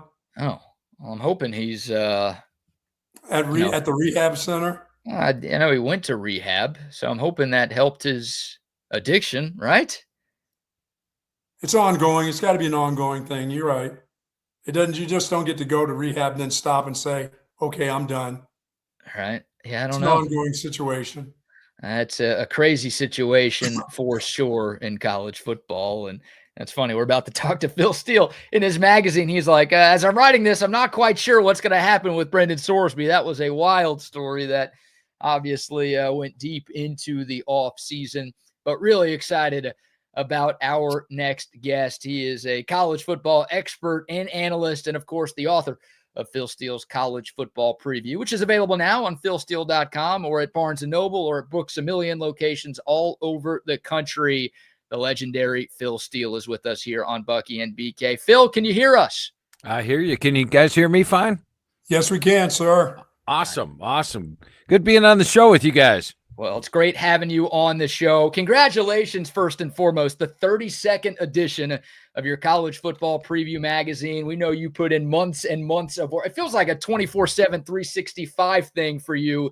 And I guess right off the bat, Phil, I got to ask, is it harder to put this magazine together now because of the portal and the craziness with the college football calendar than maybe it was when you were first launching this thing? Oh, absolutely. But I'll tell you this, after going through 3 years that I did from 22 to 24 or 23 to 25, this past year with no second transfer portal window was like a dream because I didn't have to rewrite 138 team pages all in the month of May trying to get this thing off to the press in June. I had to wait to talk to the coaches. This year I talked to 133 of the 138 coaches out there. I had to wait until the portal actually closed. Last year it closed on April 29th. This year I could be talking to coaches after spring ended. I was talking to a bunch of coaches middle of April after spring was over and they did their exit interviews. So it went a lot smoother. But one thing I'll add there, each coach would say, "Hey, Phil, how you doing?" I'd be like, "Oh, so much better. There's no portal." The coaches amplified that. And they said that it felt like more of a team this spring.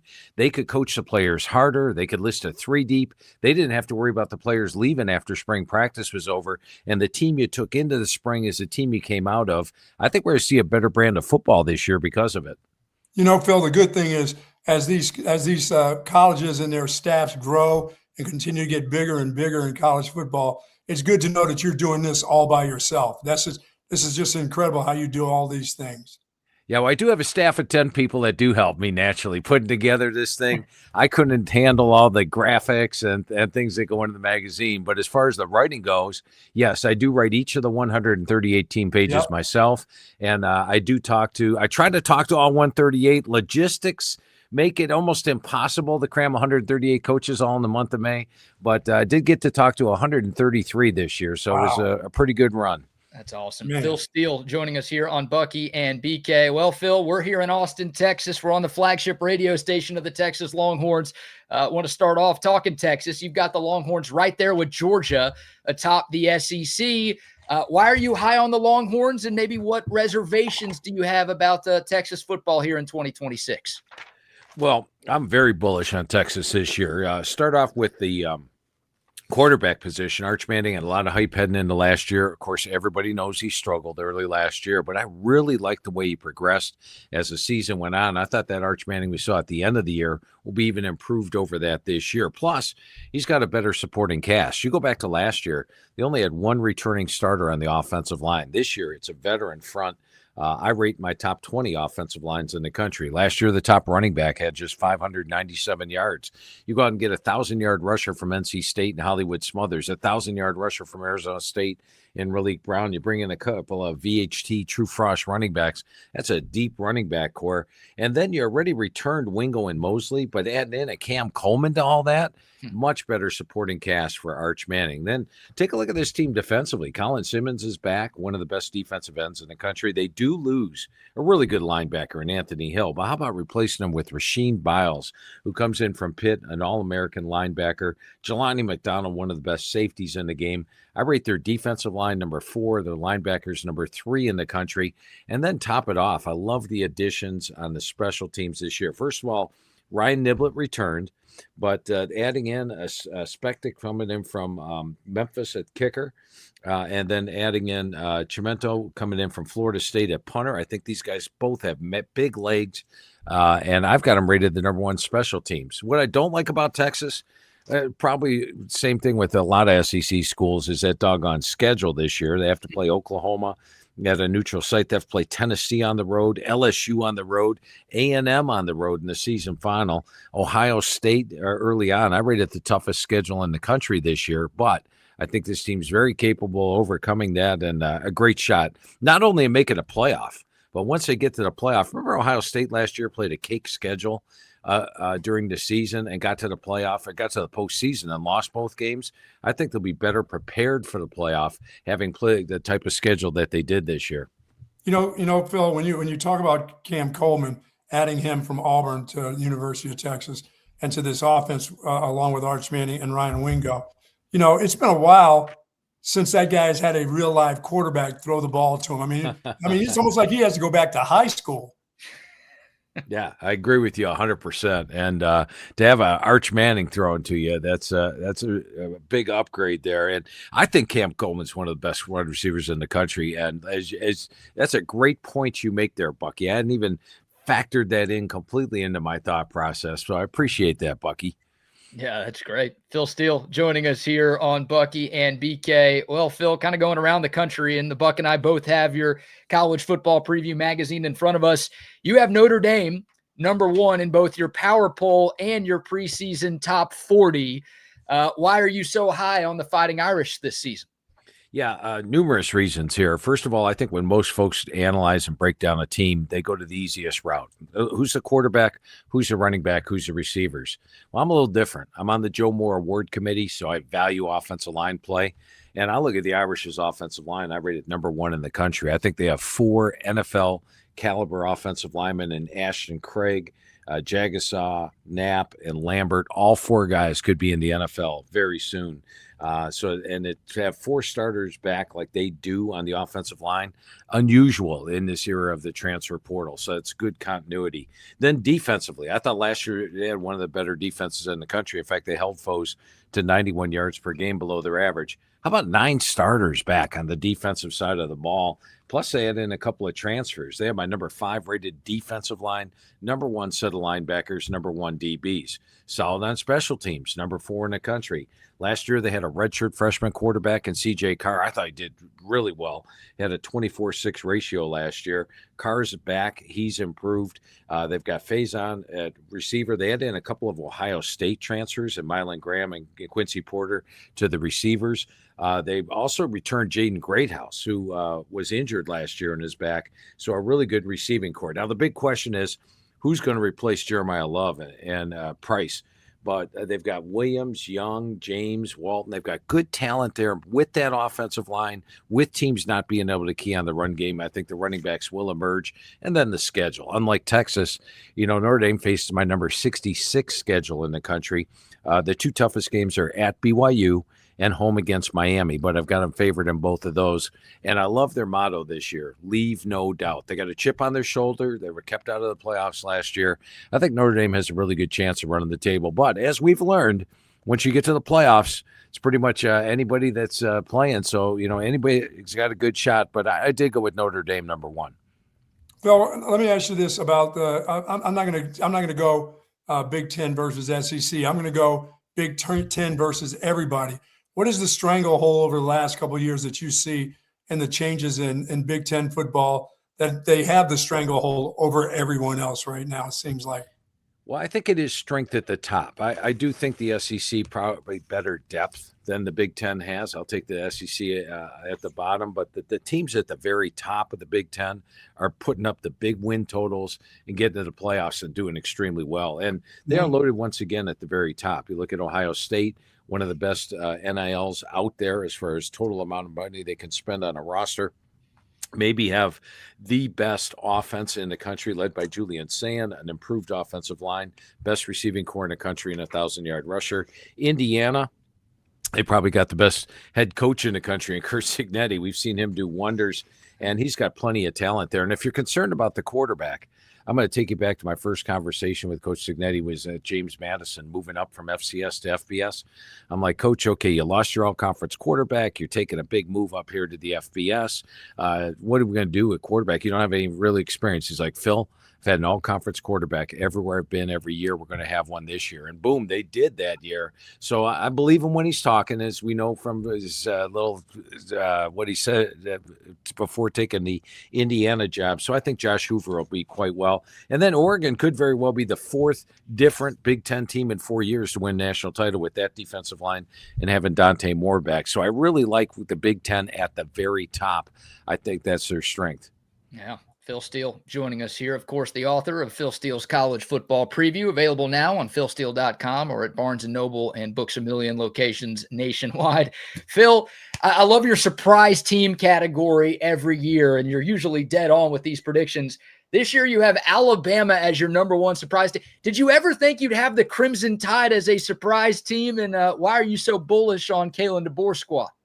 Yeah, BK, when I do the magazine, the first thing I do is every February I project the AP top 10 for the upcoming year. And we've had a pretty good success rate, 95% hitting the top 10.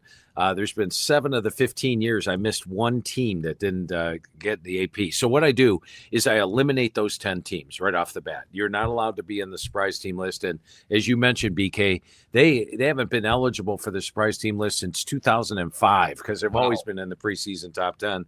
But this year, they're coming off a blowout loss in the SEC title game, blowout loss to Indiana, can't run the football. We all saw that. And they lose their quarterback from last year in Ty Simpson. Nobody's going to have him in the top 10 this year. In fact, I saw some publication had him 7th in the SEC for crying out loud. But I think they're completely under the radar. It's the 3rd year for Kalen DeBoer. I like both quarterbacks they got, Keelan Russell and Austin Mack. Remember last year they had a first-year starting quarterback in Ty Simpson, and Ryan Grubb does a great job developing quarterbacks. He had a 26-5 ratio. Maybe he has a little more talent to work with these two guys. You look at the receiving core, Ryan Coleman-Williams had a down year last year, 11 drops. He's got a chip on his shoulder. The run game has the talent to be better. They will be better. And defensively, they're solid. And I like their schedule this year as well. You look at their road games, Vanderbilt, Mississippi State, Tennessee, and LSU. I think all of them are in the winnable category. I don't have an underdog in any game. I do have them pick them in 3 games. Home against Georgia, at Tennessee, at LSU. But I think this is a team very capable of getting back to the playoff, and they're way under the radar this year. Phil, there's a couple coaches that, you mentioned Cignetti, obviously Ryan Day, Sark, Lane Kiffin, Kirby Smart, of course, can't leave him out of that. But some of the coaches right now that have had some kind of ups and downs, Matt Rule at Nebraska, Lincoln Riley at USC. How do you feel about where these guys are headed towards? Like for a guy like Matt Rule, at Nebraska and Lincoln Riley, are their schools going to start asking them to let's get it picked up a little bit? Well, I think both guys come in with a lot of expectations, and rightfully so. Now, this year, I'm going to say this about Lincoln Riley. They are my number 4 surprise team. Here's what I like about them. When I talked to Coach Riley, went over the roster with him, he feels this is the best defense he's had since he's been at USC. And they bring in some guy you guys might have heard of. Gary Patterson is the defensive coordinator. Yeah. I think he's a great defensive mind. So defensively, we're going to see USC have a strength there. Offensively, they have my number 5 rated offensive line. Jaden Maieva's back at QB. Lincoln Riley knows offense. And remember last year, the running backs got all banged up. Wayman Jordan was on his way to a 1,000-yard year, got injured. All of a sudden, they're down to a walk-on running back in King Miller. King Miller practically rushed for 1,000 yards. Miller's back. Jordan's back. They had in a couple of true frosh. Dynamic run game. And will they develop a receiver? The answer is yes. It is Lincoln Riley. It is his offense. And then look at their schedule. They play Oregon and Ohio State, both at home. And remember last year, if they had beaten Oregon on the road in Autzen Stadium, they would have made the playoff. Now they get them at home. Watch out. If USC pulls an upset there, Oregon or Ohio State, I think they make the playoff this year. And then Lincoln Riley gets those detractors off his back. And with Nebraska, I had higher expectations at 7-6 for Matt Rule last year, and Nebraska fans had higher expectations. It looked like they were going to get there, but then they lost 4 of their last 5 games. Last 3 weren't very pretty. But the one difference we're going to see with Nebraska this year is they're going to have a mobile quarterback, and I think it's going to be very effective. I watched Anthony Calandria last year when he was at UNLV, and he really impressed me, especially in the 4th quarter. He was the Mountain West Player of the Year. And the thing I like about this, when you have a mobile quarterback that you're going to rely on run the football, you got to have a mobile quarterback behind him. Well, they've got TJ Lateef, who was thrown into the fire as a freshman last year, did well against UCLA, took on some really tough defenses, but he'll be better. And they also have Daniel Kalin, who returns to school after transferring to Virginia last year. So they've got 3 mobile quarterbacks. They can run the quarterback. I do think they have talent. The one thing I don't like about Nebraska, same thing with Texas, is the schedule. They host Indiana, at Oregon, at Illinois, Ohio State, and at Iowa down the stretch. Look for them to open up the year 5-0. If they haven't knocked off a ranked team for quite some time. I think they do get 1 or 2. I think it'll be a good year for Nebraska. And no, I would not put Matt Rule on the hot seat yet. This is a team that I think Matt Rule is going to build them back into being a Big Ten contender. I love you talking about the coaches. How about Michigan's new coach, Kyle Whittingham, and of course Penn State's new coach, Coach Campbell? There, how do you think those? Is Is this great for both programs? Yeah, I tell you what, I'm watching the whole Michigan head coach thing unfurl after they let Moore go, and then a couple guys turned him down. Then they're like, "This guy's possibility." I'm like, "Really? That guy? Oh my God, that guy? That's really going to be the coach of Michigan?" Oh man, they are really picking the bottom of the barrel here. Okay, they have hired Kyle Whittingham. Whoa, home run hire. Kyle Whittingham's a perfect fit for Michigan in this respect. He's never been one that has the glamorous quarterback, right? He has offensive line, he has defense, and he has special teams, and that's how he wins football games. Run game, defense, and guess what? That's what Michigan does. So you're talking about a perfect marriage here. Whittingham's one of the best coaches in the game. He inherits a lot of talent on this year's roster. They do have to play Oregon and Ohio State on the road 2 out of 3 weeks and play Indiana at home. But I think Kyle Whittingham will have him contending in the Big Ten this year. And then what a perfect situation for Matt Campbell. You know, when you hire a head coach nowadays, your big thing is how many players can he bring with him? Well, Matt Campbell brought practically the whole Iowa State roster with him. He brings the quarterback, the running back, the center, the offensive, just everybody, 20-plus players coming with them. And how about the schedule? No Ohio State, no Oregon, no Indiana. So this is a Penn State team poised to perhaps double-digit wins. I think the key game is October 10th. They play that Lincoln Riley team that I talked about, USC. They get them at home. It's whiteout conditions. But other than that, I only have an underdog at Michigan, slight underdog, and at Washington. And Matt Campbell, if you ever talk to this guy, Matt Campbell's just a great human being to start off with, but he's also an excellent coach. I thought he got more done at Iowa State than anywhere else. I think he's got the chance to have them be very sneaky at the end of the year, especially with that schedule. Love it. Phil Steele joining us here on Bucky and BK. Of course, the Phil Steele college football preview available now, philsteele.com or at Barnes & Noble and Books A Million locations all over the country. A couple more for you, Phil. Kind of like a big picture college football question. I mean, I feel like you're the biggest college football fan who exists, and you've been consuming and covering the sport for such a long time. I don't think there's any debate that we've had more changes in this sport over the last 5 years than maybe we've ever had. We know the magazine's going to keep coming out every single year, but are you at all worried about the future of college football with the talk about conferences breaking off and all this NIL? Are you a little nervous about the state of where this sport is headed, or are you still confident that college football is going to remain college football? Yeah, I can't say I'm pleased with all the changes. I like the regionality of the sport. When you had the Pac-12, which were West Coast teams.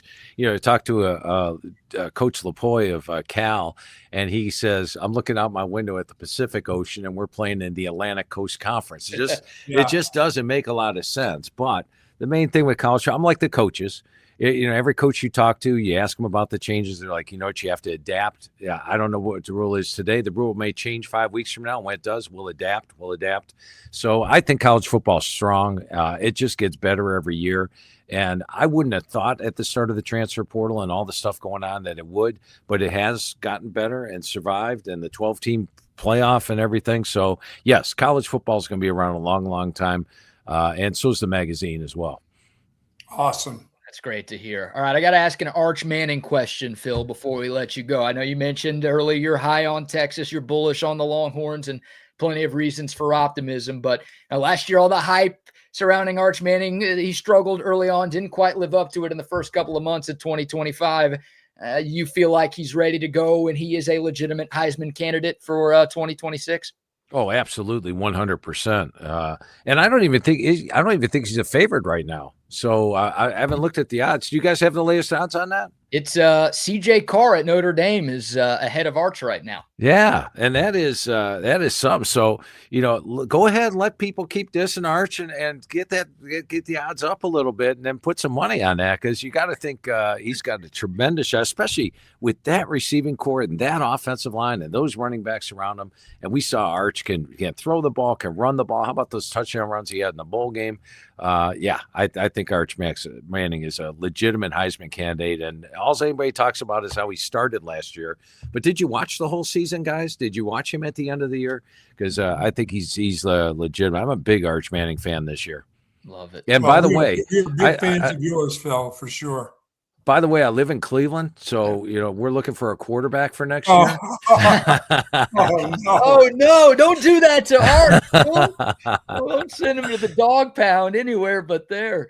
Oh man, Phil, as Bucky said, we're huge fans of your work. Before we let you go, we always want to give you the chance to promote the magazine, but I think just about everybody knows about your preview now.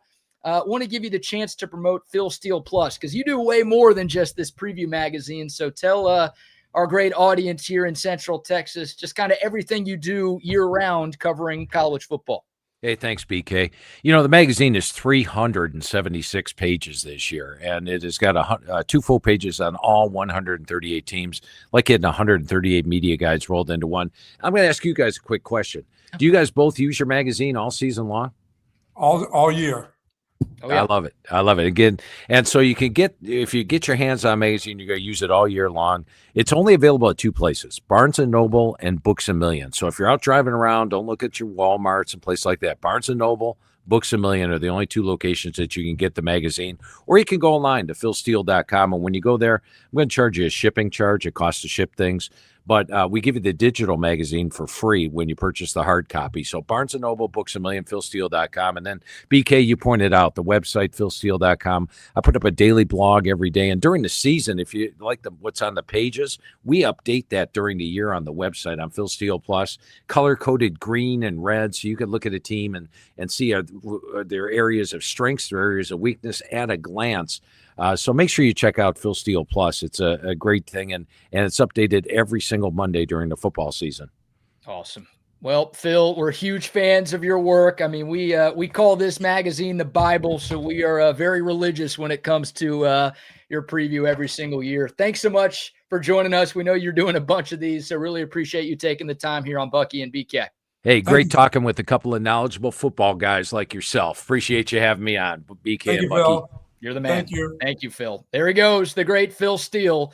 You heard the man. You could pick up Phil Steele's college football preview magazine at Barnes & Noble and Books A Million. Check them out, philsteele.com. And, it's $99 to be a Phil Steele Plus member. You're going to get extended data, and you're going to get updates throughout the entire college football season. He also does work covering the NFL, too.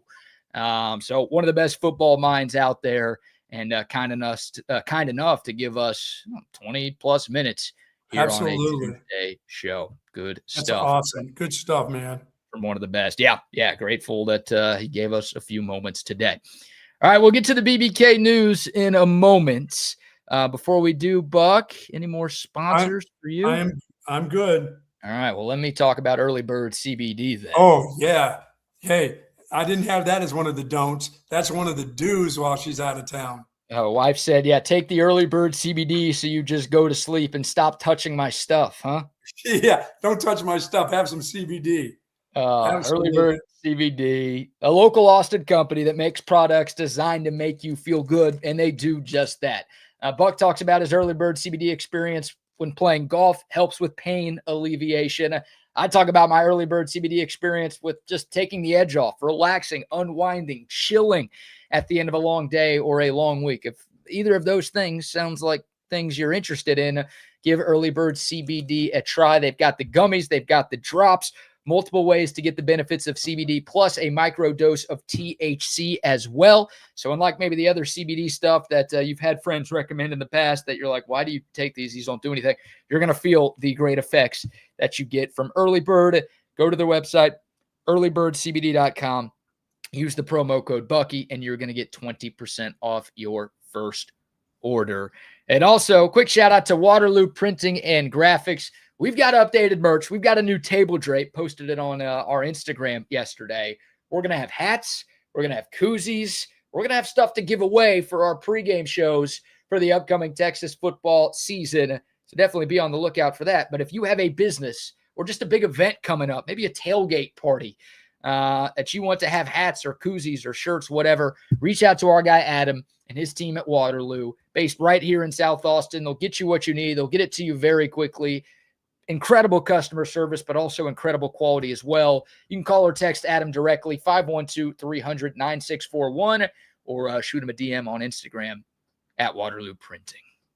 Very nice. By the way, we have breaking news from Jason. that he has the life-size cut-up of Arch Manning in his car as we speak. Of that. We believe this? I'm believing him. I just thought I went yesterday to my local guy who has it. He said, yeah, he goes, when can I get this to you? He goes, because I ran into this. He said he came into the store real quick, BK, and the alarm goes off. If you don't shut the alarm off at a certain amount of time, he said the alarm went off and the Arch Manning poster tripped him. He said he slapped it with his lunch. He slapped Arch across the face, but he goes, I got to get rid of this junk. No way. Oh, yeah. One of the owners of one of these convenience stores tripped over the life-size Arch Manning cutout. And yeah, he said this big-footed big thing. He goes, plus it scared the hell out of me. He goes, I looked up as I was starting to stumble around in the store, and there's this big face looking at me. He goes, and I tripped over the damn thing. Oh. And he said, I want this thing out of here. That's too good to be true. Well, you might have two then. He might be giving you one, and our guy Jason might be giving you another one. Jason, well, you need to get one put in there too, right behind you. We need to have both of those around.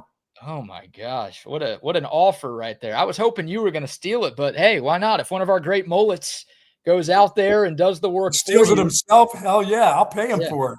I don't know if we should ask any questions about where Jason got this cutout. No, we don't need to. We won't ask any questions, Jason.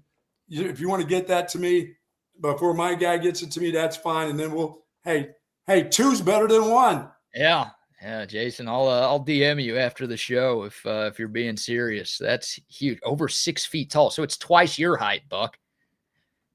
No, it's not. Are you going to be because some guys get emasculated by standing next to taller guys. So are you going to be nervous that a cardboard cutout, not even a real person, but a cardboard cutout is bigger than you? Well, I don't think so. You said something about size matters the other day. Yeah, I'll say that every day. Well, yeah, that doesn't. I'm not intimidated by that at all. All right, just making sure. Right. Because I can take two of those and have one cut so it sits right beside me. Then I can take one when we go places, put it in the back of the car, and bring it out when we have little remotes at places. Oh, all right. I was thinking I wanted one, but if you're going to keep one at home and one is like our travel arch. Yeah, one I got to cut in half so he sits on that right side of me, So you are emasculated. You have to trim him down to 3.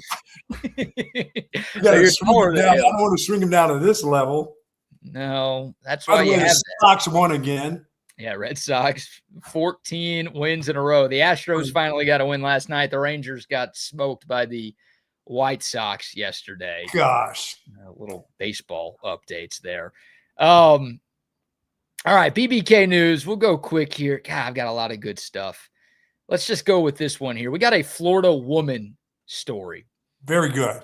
And a Florida woman, 76-year-old Nancy Dello Strito from Pompano Beach, Florida. From Pompano, huh?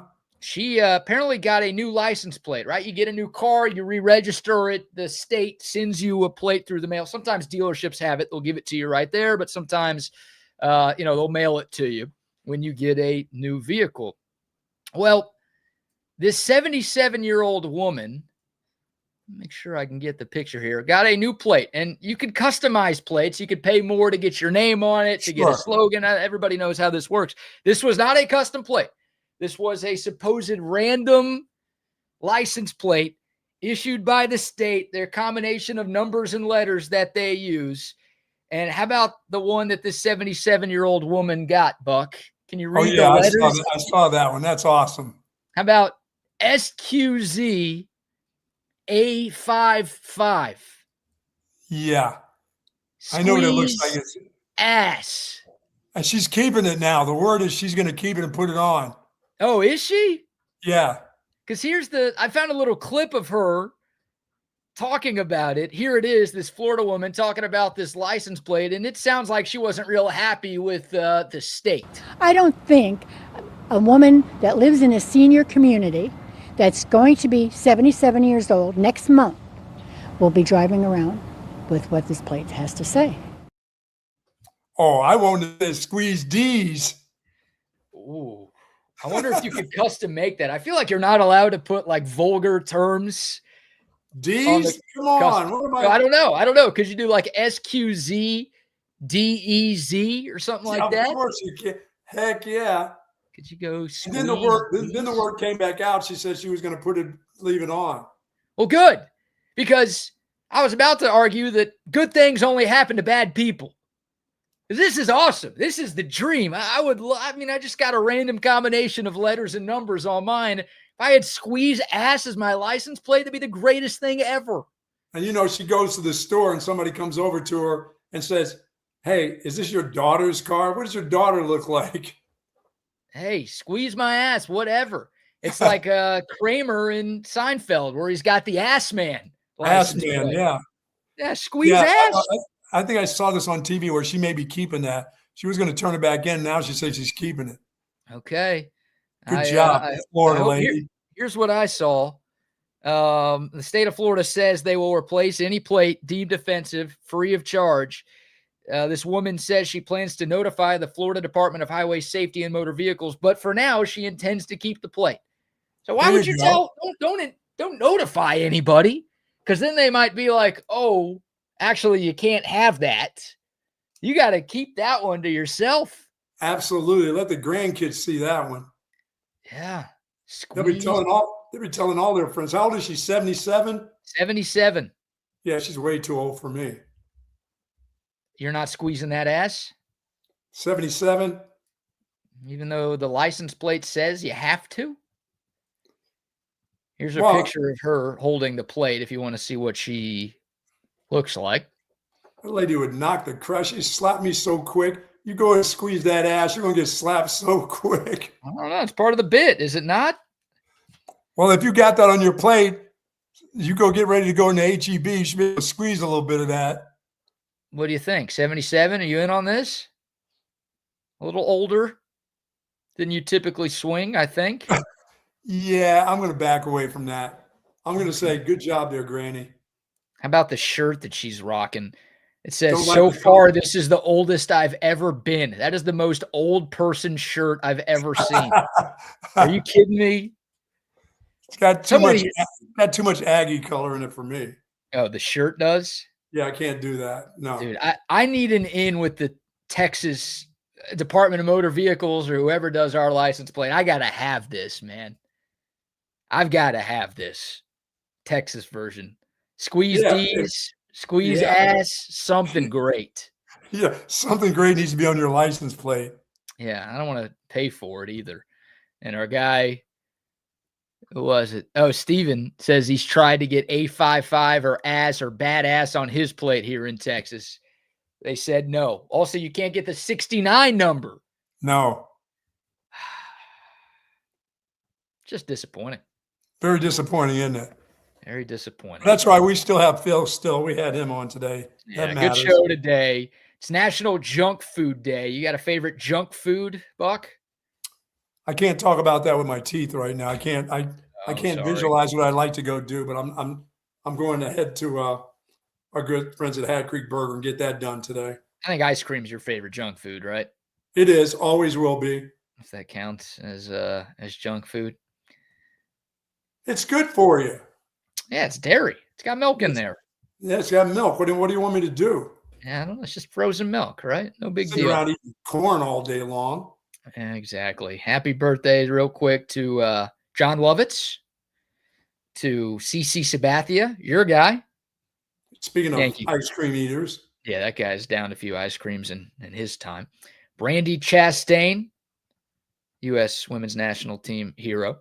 CJ McCollum, DeAndre Jordan, born on this day now dead. Some good ones here. Ernest Hemingway. Dead and gone a while now. Don Knotts. Mr. Robin, he's dead too. Robin Williams. Yes, met Robin Williams in Austin, Texas when he was starting his rehab tour. Was a great guy to meet. This was during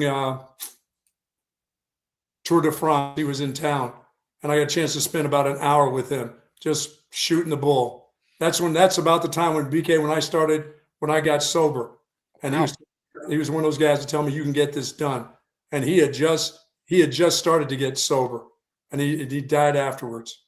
How about that? I didn't realize that. You met Robin Williams. This would have been what, in the 90s then? Yeah, he was in Austin. Man, at the Tour de France. Why was he here when the Tour de France is in France? I don't know. He was doing some work here in town, but he was a good dude.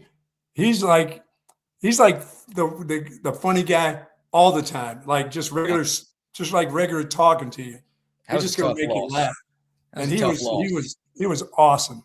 Really cool. I need to dive into that story in more detail another time. Sat down and had a real serious talk. I forget, it was on 6th Street at some bar. I was at some bar doing something. I don't know if it was the station or whatever. And we sat down and we just started talking about, getting sober, being sober, and all the stuff that he had gone through in his life with sobriety, because he had done it all. I mean, everything. Wow. And had a hard time quitting any of it. Man, just having a normal everyday life. He said it was a struggle. His demons got the best of him, unfortunately, at the end. Man. And last but not least, two more for you. Herb Brooks, legendary American ice hockey coach who led us to the Miracle on Ice and the gold medal, 1980. And your favorite, Johnny Longden. Oh, Johnny Long. The jockey, your inspiration in this life. Yeah. I'm not a jockey, although the other day I weighed about the same weight as the jockey. I lost a few lbs because of this tooth. I weighed a sparkling 147. You know what that's like? That's not even a man. That's not even Kyler Murray. No. Kyler Murray's probably like 200. No, he's not. He's 5'4", 200. That's great. 5'4", 200. That's wonderful. 147. All right, go eat some food. We're out of time. All right, buddy. That'll do it. Thank you all so much for joining us. Special thanks to Phil Steele and Chris Phillips for jumping on with us on a Tuesday. And most importantly, thanks to you people, you mullets out there for tuning in. The Buck and I will be back tomorrow at 9 o'clock. Y'all have a great rest of your Tuesday. Welcome.